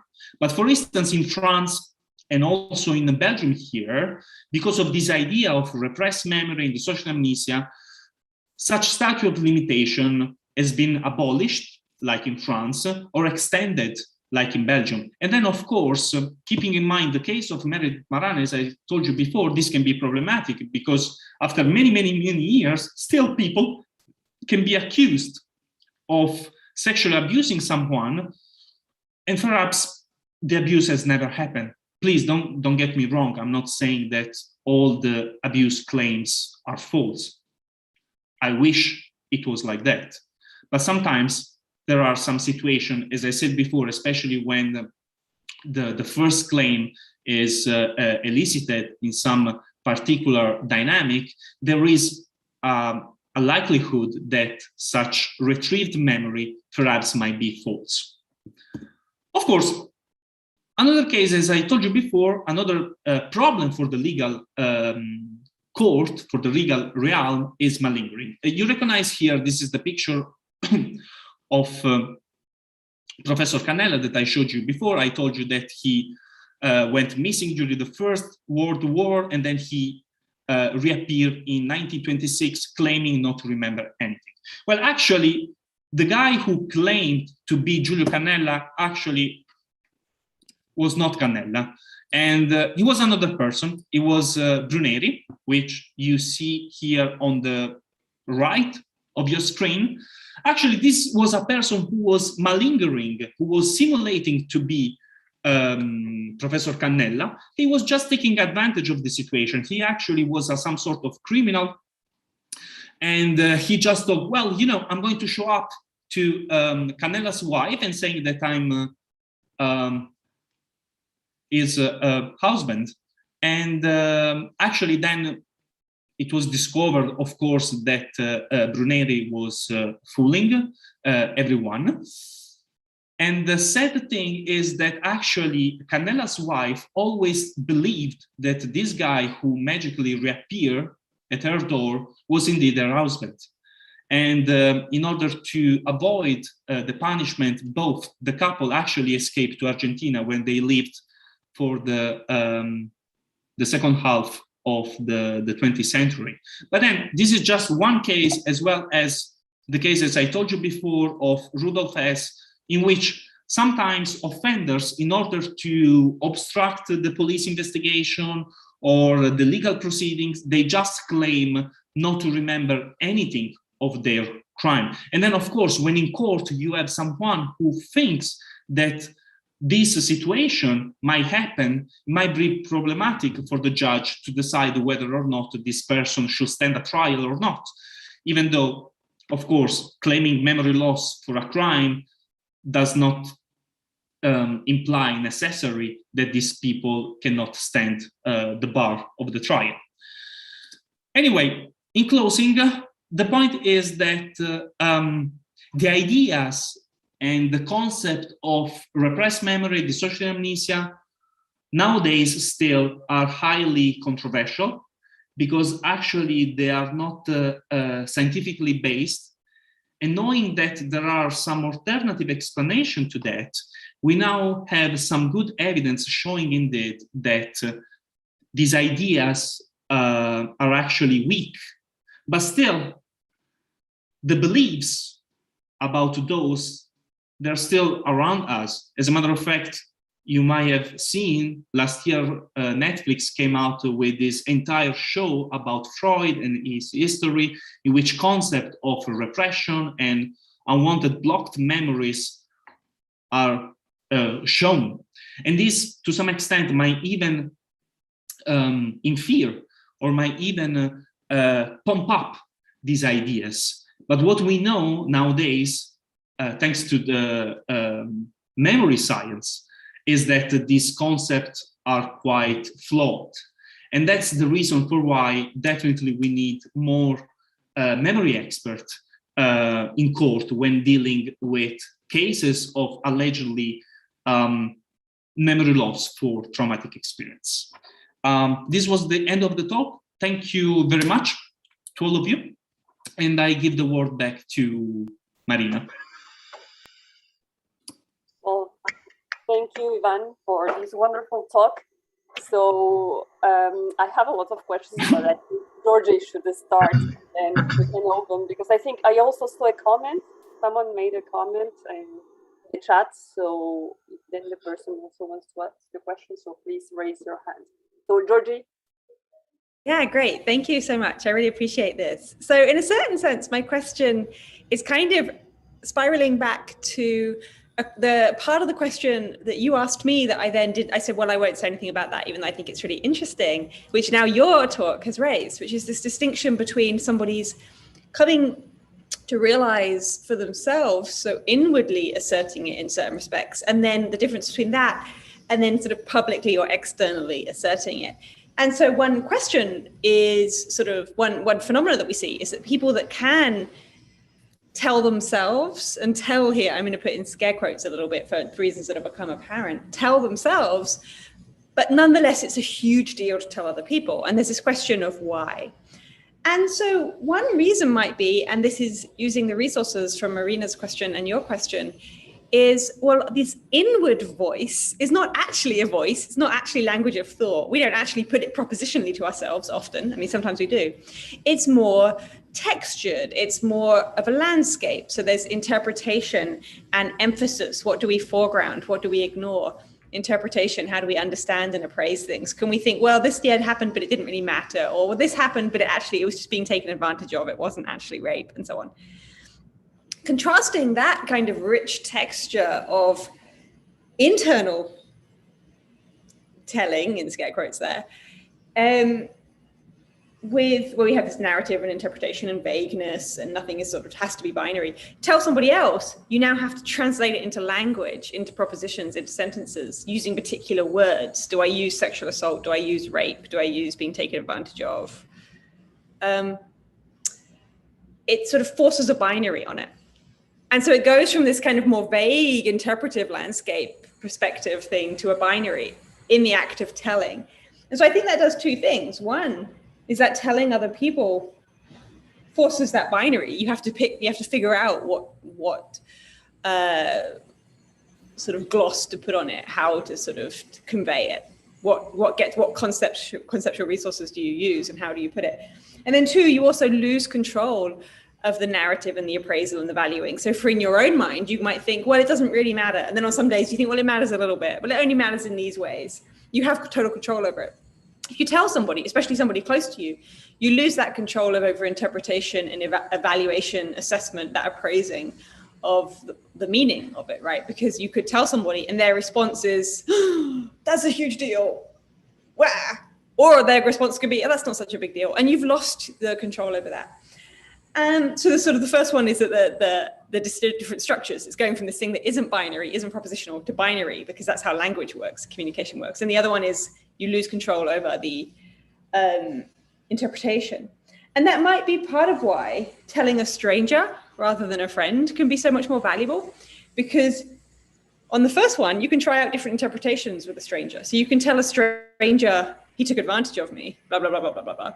And then 3 weeks later, you can tell a different stranger, he sexually assaulted me, blah, blah, blah, blah, blah. And you can try them on for size. You can see how they differ, how do the different interpretations work. If you tell somebody close to you, you have to pick one. Right? I mean, you could sort of change your framing, but you might then be understood as like changing your story in a way. Okay, and this is getting onto my question. And then also with the meaning of it, right? One stranger could say it's not a big deal. The other stranger could say that's a huge deal. Kind of, you haven't lost control over whether it's a big deal. If you tell, your spouse and they have responded as is a big deal or isn't a big deal, you've kind of lost control over whether it's a big deal. Okay, so then the question, that was this kind of getting at the distinction between the internal voice and the external voice, and how like maybe one, it's hard to sort of put one interpretive frame on the thing, but you have to if you're communicating it to somebody else. But if it's strangers, you can try on different interpretive frames. Okay, so then there's this methodological question that this raises, which is, in your field, what counts as false? What counts as false, as kind of distorted enough to count as false? So somebody might downplay an experience to such a degree, they've sidelined it to such a degree that it's like, they're not even appreciating it. Like it counts as kind of false or oppressed memory or sort of a false assertion, because it's like, you can't just say like, oh yeah, he was a bit hands-on. Like, no, that was like, he raped you as a child, right? So it's like, it counts as, does that count as false or not? Because, I mean, I'm not saying that one's empirical work would have to put a binary on it, but I'm just asking how that could happen. Like what would be distorted enough or enough of an omission to count as false or to count as repressed, to count as kind of categorized as memory loss. And then similarly, if somebody might say something like, well, they might first say my father was stressed out a lot when I was younger, or, oh, he had anger issues, he wasn't good at controlling his temper. He was into corporal punishment. A year or two later, he might say, well, he was very aggressive. And then he might say, well, yeah, he was occasionally violent. And then later on, they might say, yeah, we lived in terror of his outbursts. He was frequently violent, right? But actually, like, all of those sentences could be true, right? So at what point does it go from like true assertions? At what point do the assertions become accurate enough to count as not repressed anymore? Because in a certain sense, he was stressed out. He did have anger issues. But also, he was so violent that the family lived in fear of him. So yeah, how then would the sort of field can it sort of say that something is a true or a false assertion, or a repressed memory and so on, or, distorted enough to count as false? And thank you so much again for your talk. No, thank you for the question. It's a very important question, and it's also, the issue is all there, because actually, there could not be any difference between a false memory and a true memory. The fact that perhaps sometimes a memory is rich, vivid, full of details, does not necessarily mean that it's true or even false. So that's the point. The main issue then there is who is telling the claim. So who is telling the story of the alleged sexual assault, and when the fact has occurred.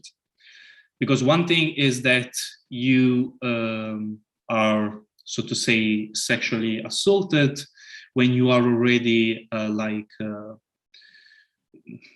not too young, right? So you also have all the capacity, your brain has all the function to store what has happened in the memory, and the language definitely helps to store the experience and later on to retrieve it.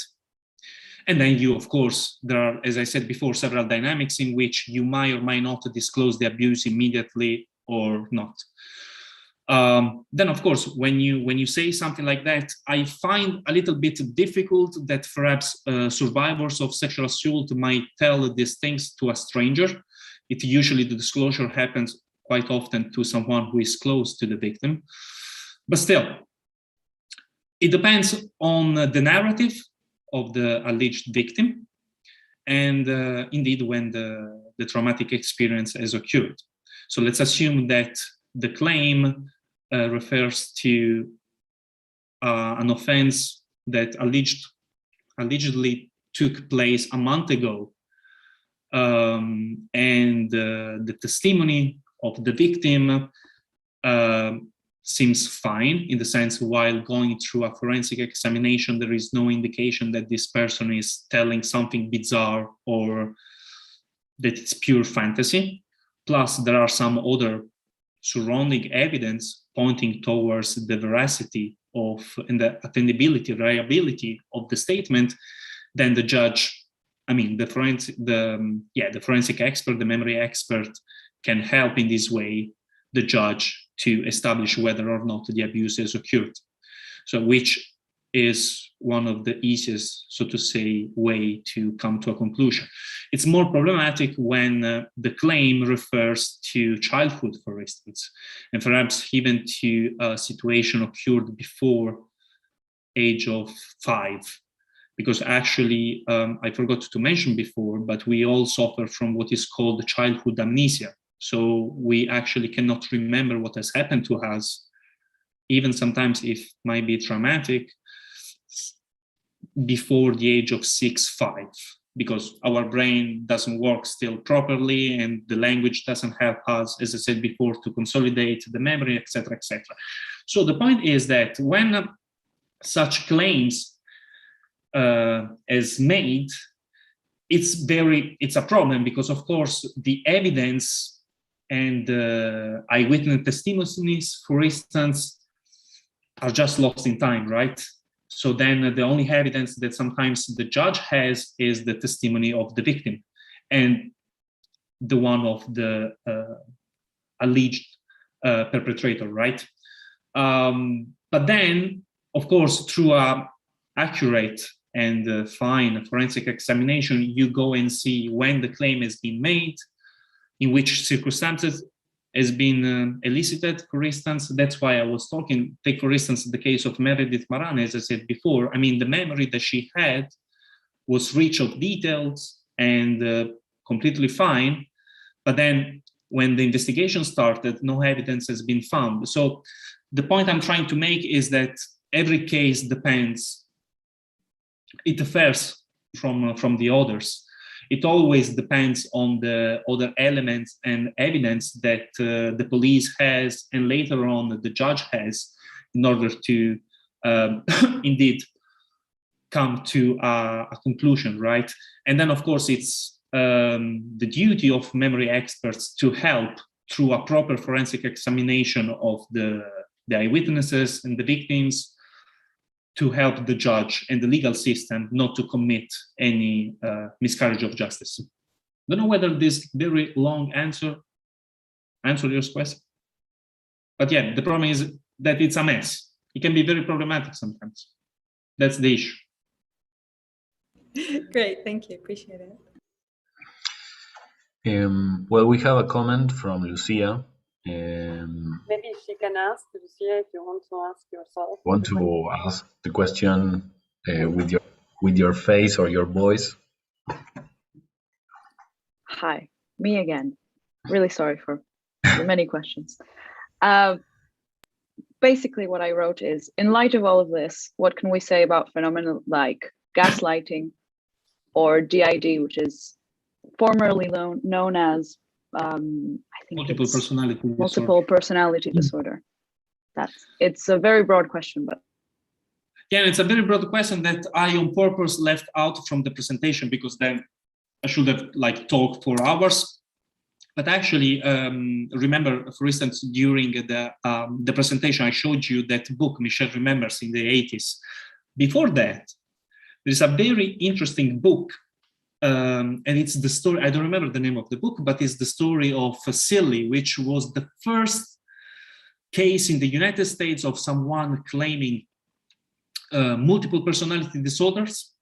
And just a little bit after that, there is the case of Billy Milligan. And I think there is also a recent movie which is based on this story, and is called Split.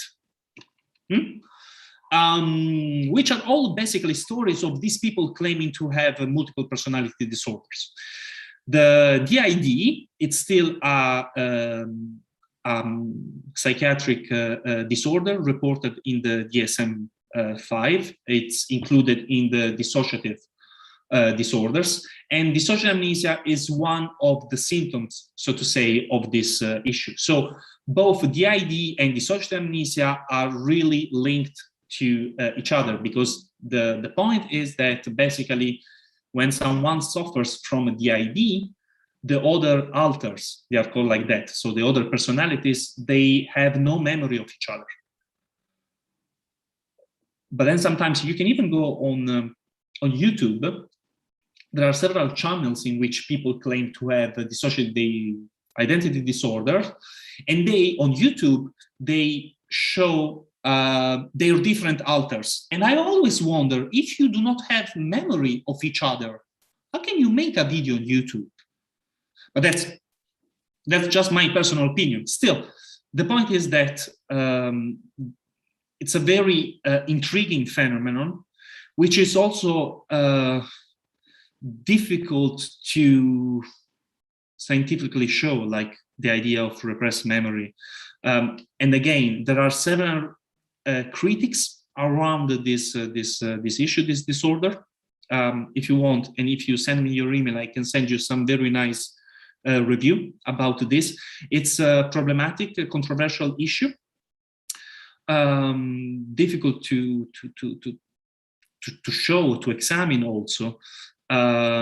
Still, it's the same story. There are many clinicians thinking and claiming that such a disorder is true. There are some other, perhaps, memory researchers, people who know how this, but even, clinical psychology researcher having some doubts about it, and perhaps pointing towards the idea that this type of syndromes are actually a result of cultural bond. Society, starting from the Gothic literature, as I showed you before, at the very end of the 19th century, coming then throughout this and the past century as well. But still, again, they are very linked to each other. And I promise I will send you more information about this, because, it's quite difficult now to provide you a full answer to that question. May I jump in a little bit with a comment also on your question, Lucia? Did I pronounce that correctly, Lucia? Yes, that's perfectly fine. Yeah, thanks. So this is not as extreme as DID that you bring up, right? But people talk about fragmentation of belief. So you have like a set of beliefs that are linked together. So I mentioned this conception of understanding as seeing coherence making, well, I went over it really quickly, but seeing coherence making connections and inferences between sets of beliefs. They could be kind of fragmented. So you have like, I'll make these kinds of inferences over here. I'll think about generational injustice in these ways, but I won't connect it to my own family dynamics or something like that. So you can have these like disconnected. I'll see like financial wealth inequality injustice here, but I won't actually then realize all the different ways that I've benefited from social privilege and that kind of thing. So these kind of disconnections. So this fragmentation, one might wonder if it can get so extreme that it begins to qualify as, and I wouldn't want to, I want to get into the medical diagnoses because this is not my area, but it begins to qualify as a kind of dissociating or compartmentalizing to such a degree that it's beginning to like, and that, not as extreme as a medical diagnosis, but might illuminate a bunch of the cases that could sort of begin to feel that way. So somebody might think, well, medically, I know that sex occurred that night because I went and got a pregnancy test. Somebody might like typically not have unprotected sex. So then if they learn they have HPV, a very common sexually transmitted disease was common. There's now a vaccine, I think, against it. But I know that I have HPV, and so that it must have been from that night because I wouldn't normally have unprotected sex. So like medically, they think of themselves as having sex with the person, but then socially they don't. Socially, they completely acted as if sex didn't occur. Or like if, when people like count up sexual partners, some people count up the sexual partners they've had, they won't include that person. So it's this like drastic and radical compartmentalization where it's like medically, I think of myself as having had sex that night, and socially and emotionally, I don't. And so this is like a kind of fragmentation of sets of inferences that I wouldn't want to medicalize it because that is not my field, but that using epistemology, you could talk about like interconnected sets of beliefs here, and not making the inferences of like, well, if you don't count emotionally as having had sex because you weren't, conscious or something like that, but you do count medically as having had sex because you went and got a pregnancy test, and you add in the third thing, right, which is that if you didn't consent to sex, that sex occurred, then it counts as rape, but you don't make that inference. So that would be a kind of example of the not making the inferences, and it sort of illuminates this compartmentalizing. Now, you've brought up DID, which is sort of more of the kind of medical background than I would be sort of comfortable talking about, but I thought that maybe it could help illuminate the kind of topic anyway. Oh, thank you. It's a really difficult matter. I'm also not an expert of DID in general, but yeah, sometimes I think you were describing a little bit this feeling of like depersonalization, the fact that sometimes people experience something traumatic, even though they know, like they have evidence, perhaps they might feel a little bit detached, and perhaps they might even not have memory of that. I don't know about the idea, I don't remember, it could be, but sometimes this might be also the case of people suffering from post-traumatic stress disorder. In the meantime, while re-experiencing the traumatic event through rumination and flashback, they might also have either no memory of that because they dissociated from that, or they might even sometimes experience this feeling of being completely detached from what has happened to them.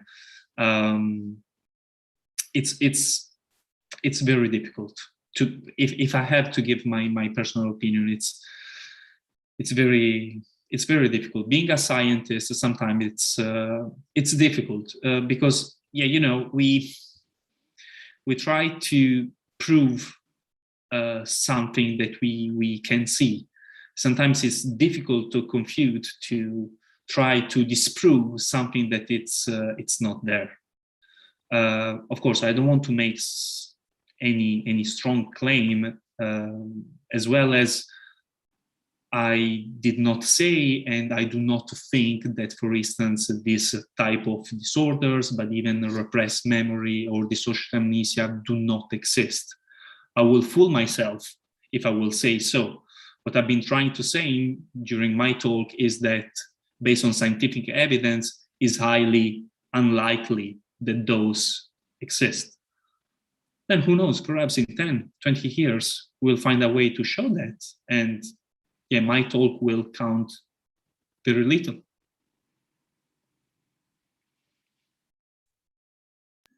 Excellent. Well, we have a question from Nushin. I don't know if I'm pronouncing that name correctly. And if you want to ask that question. No, thanks. I got my answer. Oh, okay. Well, Maria, you want to... Yes.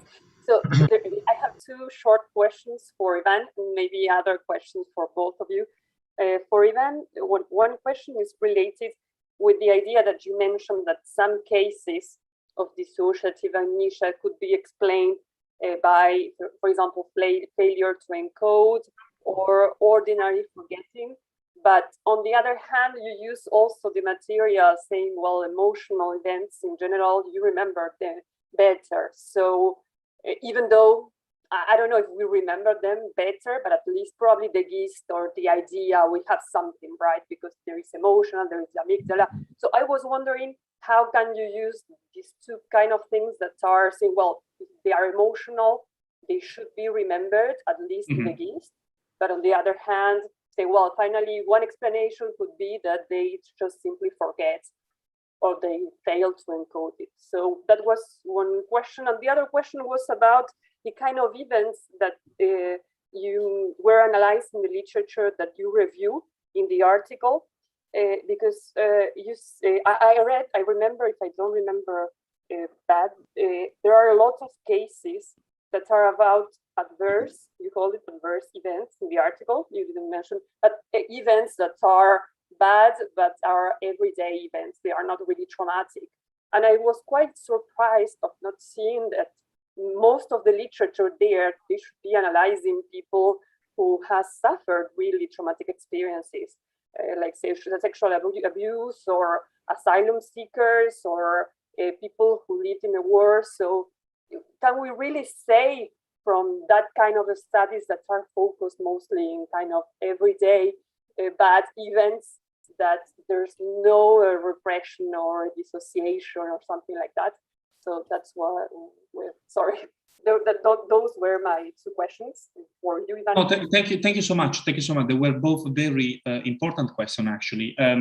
First of all, to respond to your first question, I do see what you are aiming to, and I can understand that perhaps based on what I said, the two explanations, the fact that traumatic events are well remembered and sometimes we can even forget those events, might be seen as two contradicting point of view. The point is that basically we know that traumatic experience, highly emotional experience in general are well remembered, which means that the core, the gist of the memory stays with us, right?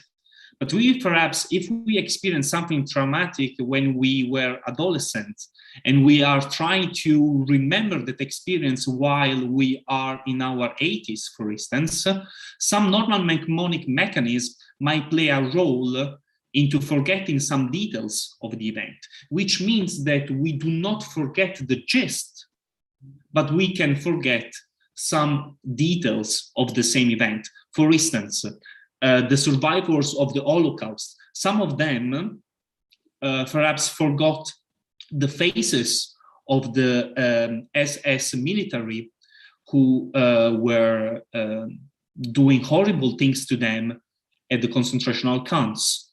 But still, they did not forget that they were there, and that they experienced something, right? So that's the two different explanations put against each other, but they can help at the same time to understand that actually traumatic experience can be remembered, even though sometimes some details can be forgotten, can just fade away with the passage of the time.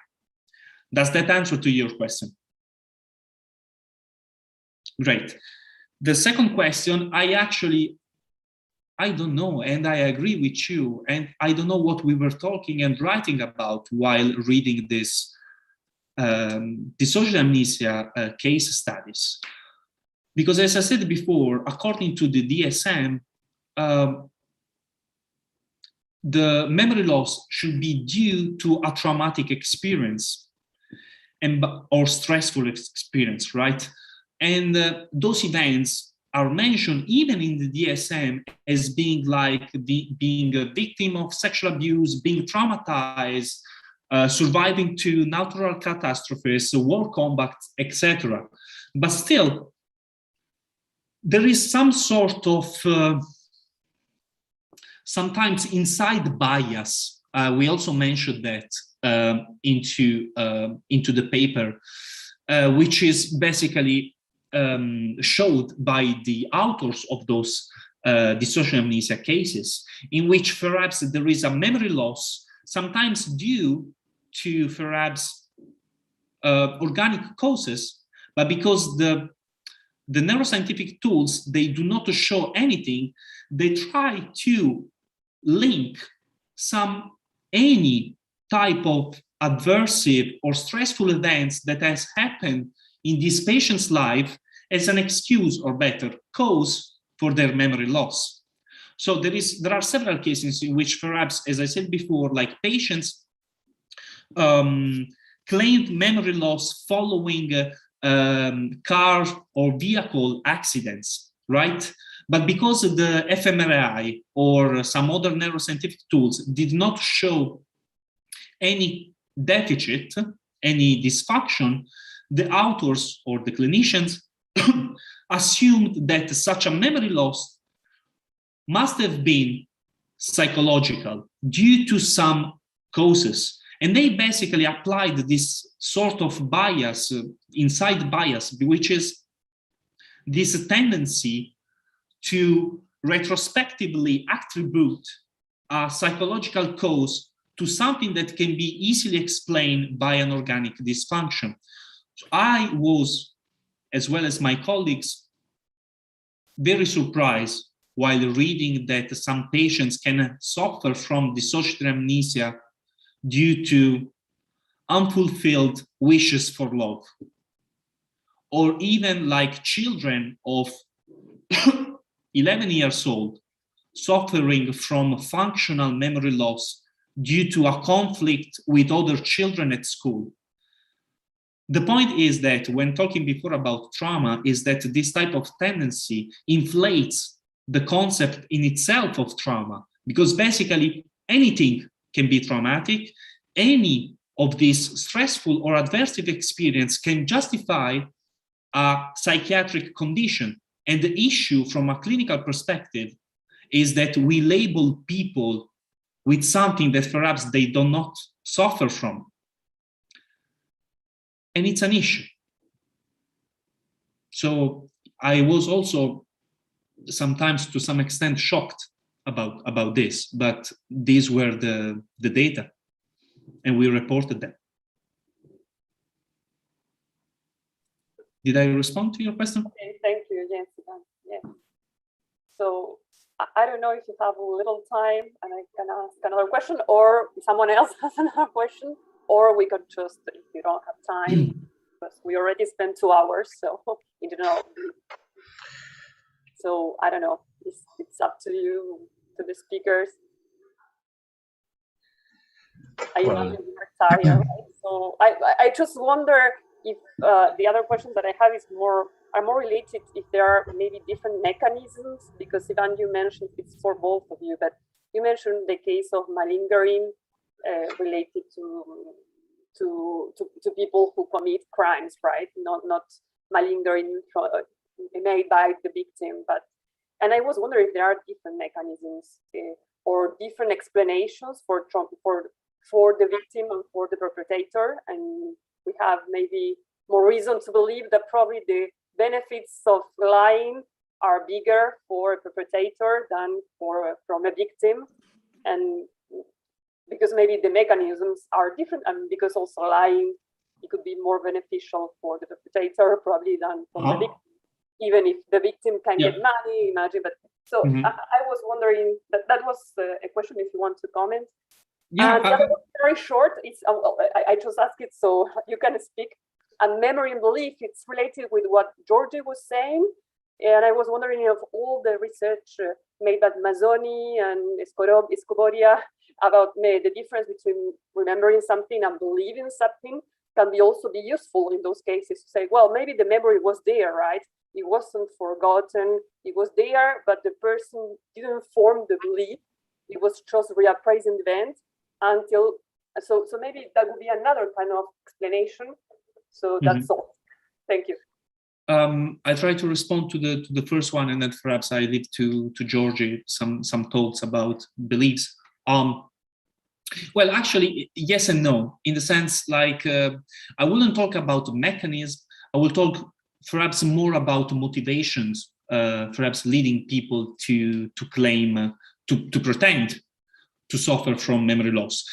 Sometimes it's convenient for offenders, as we said, because they might try to get some benefit from the trial. But sometimes it's quite curious that, for instance, even when offenders of violent crimes such as homicides or sexual abuse are convicted, they still keep claiming memory loss. And sometimes, if we perhaps think that it's quite difficult indeed to forget a traumatic experience, which can easily be committing a crime, some scholars think that these offenders, they also feel ashamed of their crimes. They also feel guilty for what they did, especially sex offenders. So they, in order to avoid talking about what they committed, perhaps in prison or perhaps even during some psychotherapeutic treatment provided by the jurisdiction, they just prefer not to talk. They say they do not remember anything. They feel, sometimes it's because they feel ashamed. They feel guilty for what they did, which is a motivation which might be a little bit in line with that related to some survivors who decide not to disclose their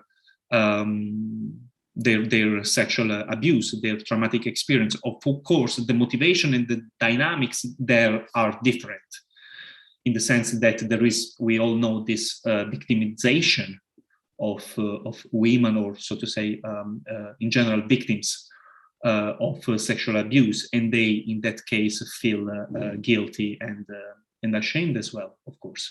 But yeah, I wouldn't talk generally about mechanisms, but perhaps, yeah, different motivations. Sometimes they might come close to each other when it comes to victims or perpetrators, sometimes completely not, of course, because if a victim knows that she or he has experienced a sexual abuse, there will be no need to pretend to suffer from memory loss in the moment in which this person decides to come forward with the truth, of course.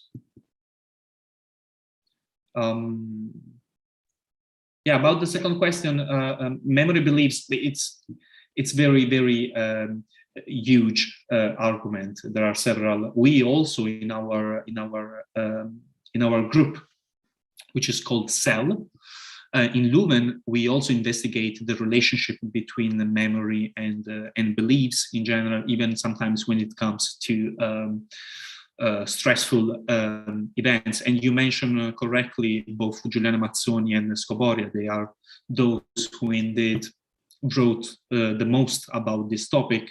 And also another topic which might be very interesting for you guys know, which is the non-belief memories phenomenon, which basically are these beliefs that some people hold about something that in their opinion has happened, even though when they have memories about this event that actually has not occurred. So the relationship between memories and beliefs, it's quite interesting. It's also, there is also a lot still to explore and investigate. But yeah, I will stop here because it will be too much. Perhaps Georgi wants to have the last words. Yeah, great. Thank you so much. I think this is, yeah, I mean, it's just a kind of rich area, so it brings up all these different connections. And so one thing that you mentioned earlier, one of your questions there, Marina, had to do with kind of well, what about these other people in these other kind of situational positions with respect to, say, the trauma? So people who were the wrongdoers. So, and in particular, in the kind of trilemma that I'm picking up on, then there's this question, well, what about the perpetrator? Do they face a trilemma? The assailant, do they face a trilemma? And how do they navigate that? And how should we understand that? So I presented this, this paper a few times now, like 3 or 4 times over the summer. And I was really struck at how many times the Q&A would talk about anything but rape.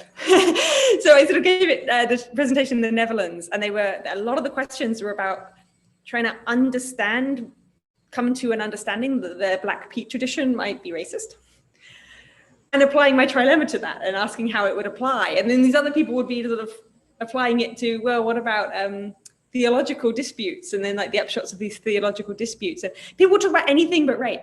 And at first I thought like this was and I think it partly is, that this tendency that people really don't want to talk about rape. They want to talk about other things. They want to sort of distract, talk about other things.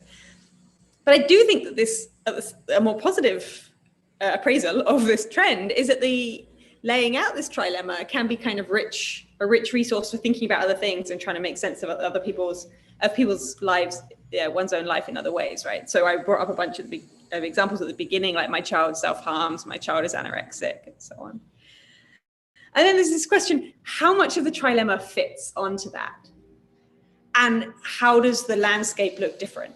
So it could be that like the perpetrator or the parent does in fact have an epistemic horn, a prudential horn, and a moral horn. It's just that when we look at the moral horn for the perpetrator, we're like, meh, that's, yeah, they should now do a bunch of, stuff morally. And if they ignore it, they're making a moral mistake, but that's not gripping anybody or something, nobody's sympathies are sort of aroused by that.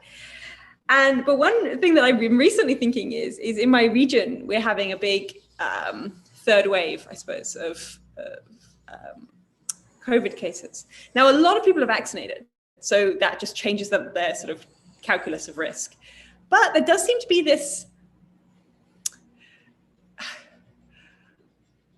self-deception going on about the fact that the numbers are huge. I mean, the numbers are huge. Like we ran out of hospital beds, of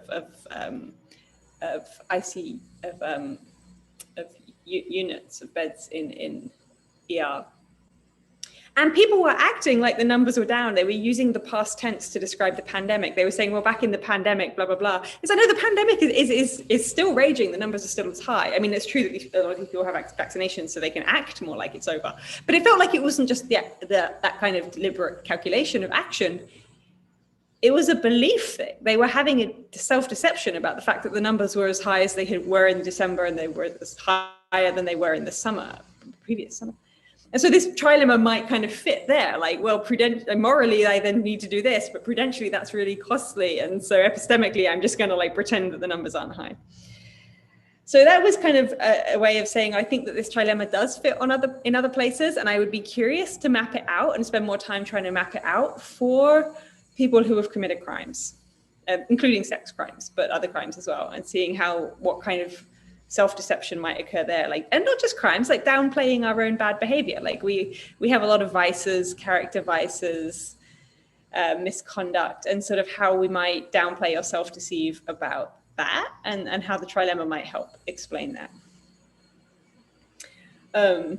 Sort of somebody feels guilty about something, they might start trolling on the internet.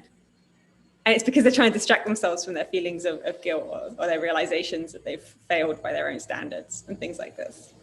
Because trolling on the internet is one of those attention magnets. The other question that you raised had to do with this kind of, to what extent is this memories of things versus belief that things occurred? And I think the belief that is really interesting for epistemology, because believing that it's like propositional belief. It forces that kind of, it at least suggests a kind of atomistic, individualistic, like that the cat sat on the mat, that the film starts at 8 p.m. or something like that. Whereas I think this itself is distorting, because a lot of our beliefs and acceptances and frameworks and understandings are not really atomistic like that at all. So an essay that I'm currently working on is believing somebody's staff based on their race and trying to understand that. and it's kind of, the literature treats it as like, do you believe he is a staff member? Where the thought is meant to be that the staff member is, he's not a staff member, he has this, he's a member of this elite club or something like that. And so people sort of talk about the belief, right? Just the content of the belief, or the conditions of forming that belief. But actually that itself is occluding that the belief is just one thing in this rich tapestry of attitudes, cognitive attitudes, valuations, social assessments. In the background of this, like, the belief disposes you to treat the person worse, to like think that there's a social script according to which they can now serve you and you can get what you want from them. That maybe you now make a bunch of assumptions about their like being less intelligent than you are, or that they're sort of somehow being less valuable. And you sort of see this in the literature where people talk about, well, you thought that they were, you don't see them as an equal, you see them as wait staff. And it's like, well, wait, that's a very different claim, right? Equality, but it's all kind of in the background, barreling in on this just, he is wait staff versus he is professor, but all this background stuff about dispositions and attitudes and values and assumptions, inferential tendencies, the characteristic role, attentional role and character. So this kind of memory seems like, oh, that's something that's got all of these connections, interconnections, but belief is just propositional belief, believe that P. And I want to say, well, actually, belief that P itself is just like, it's distorting to talk about that as if that was separable from this other big iceberg going on below the surface of like attitudes and connections and inferential roles and behavioral tendencies, characteristic roles in our liberative context and our epistemic and moral character barrels in on our beliefs. So I'm not sure if that really helps address your question, but that was a kind of a sort of background from epistemology that I think could help better understand, you know, memory of event versus belief that P, but then belief that P being itself a whole set of background sort of tapestry there. Yes, thank you, Georgi. Yes, it was a nice comment and useful also from our research. So, well, I think we are going to finish, right? Because Ivan probably is tired in Europe, and Georgi also. I'm actually getting hungry. Well, thanks very much for your talks. Thank you to all the participants, and thank you to the Society for Neuroscience, which is our sponsor. And well, I think we can close this session, and it's going to be YouTube, so everyone can actually rewatch it and view the previous sessions and seminars that we had in the past. So thank you very much. Thank you very much for inviting us. Thank you for attending and for organizing. And sorry I messed up the beginning of the recording with my open tab. Sorry about that. Thank you. Gracias. Thank you. Well, thank you, Ivan and Georgi, and we'll see you someday, maybe. Yeah, thank you so much for this invitation. I really appreciate it.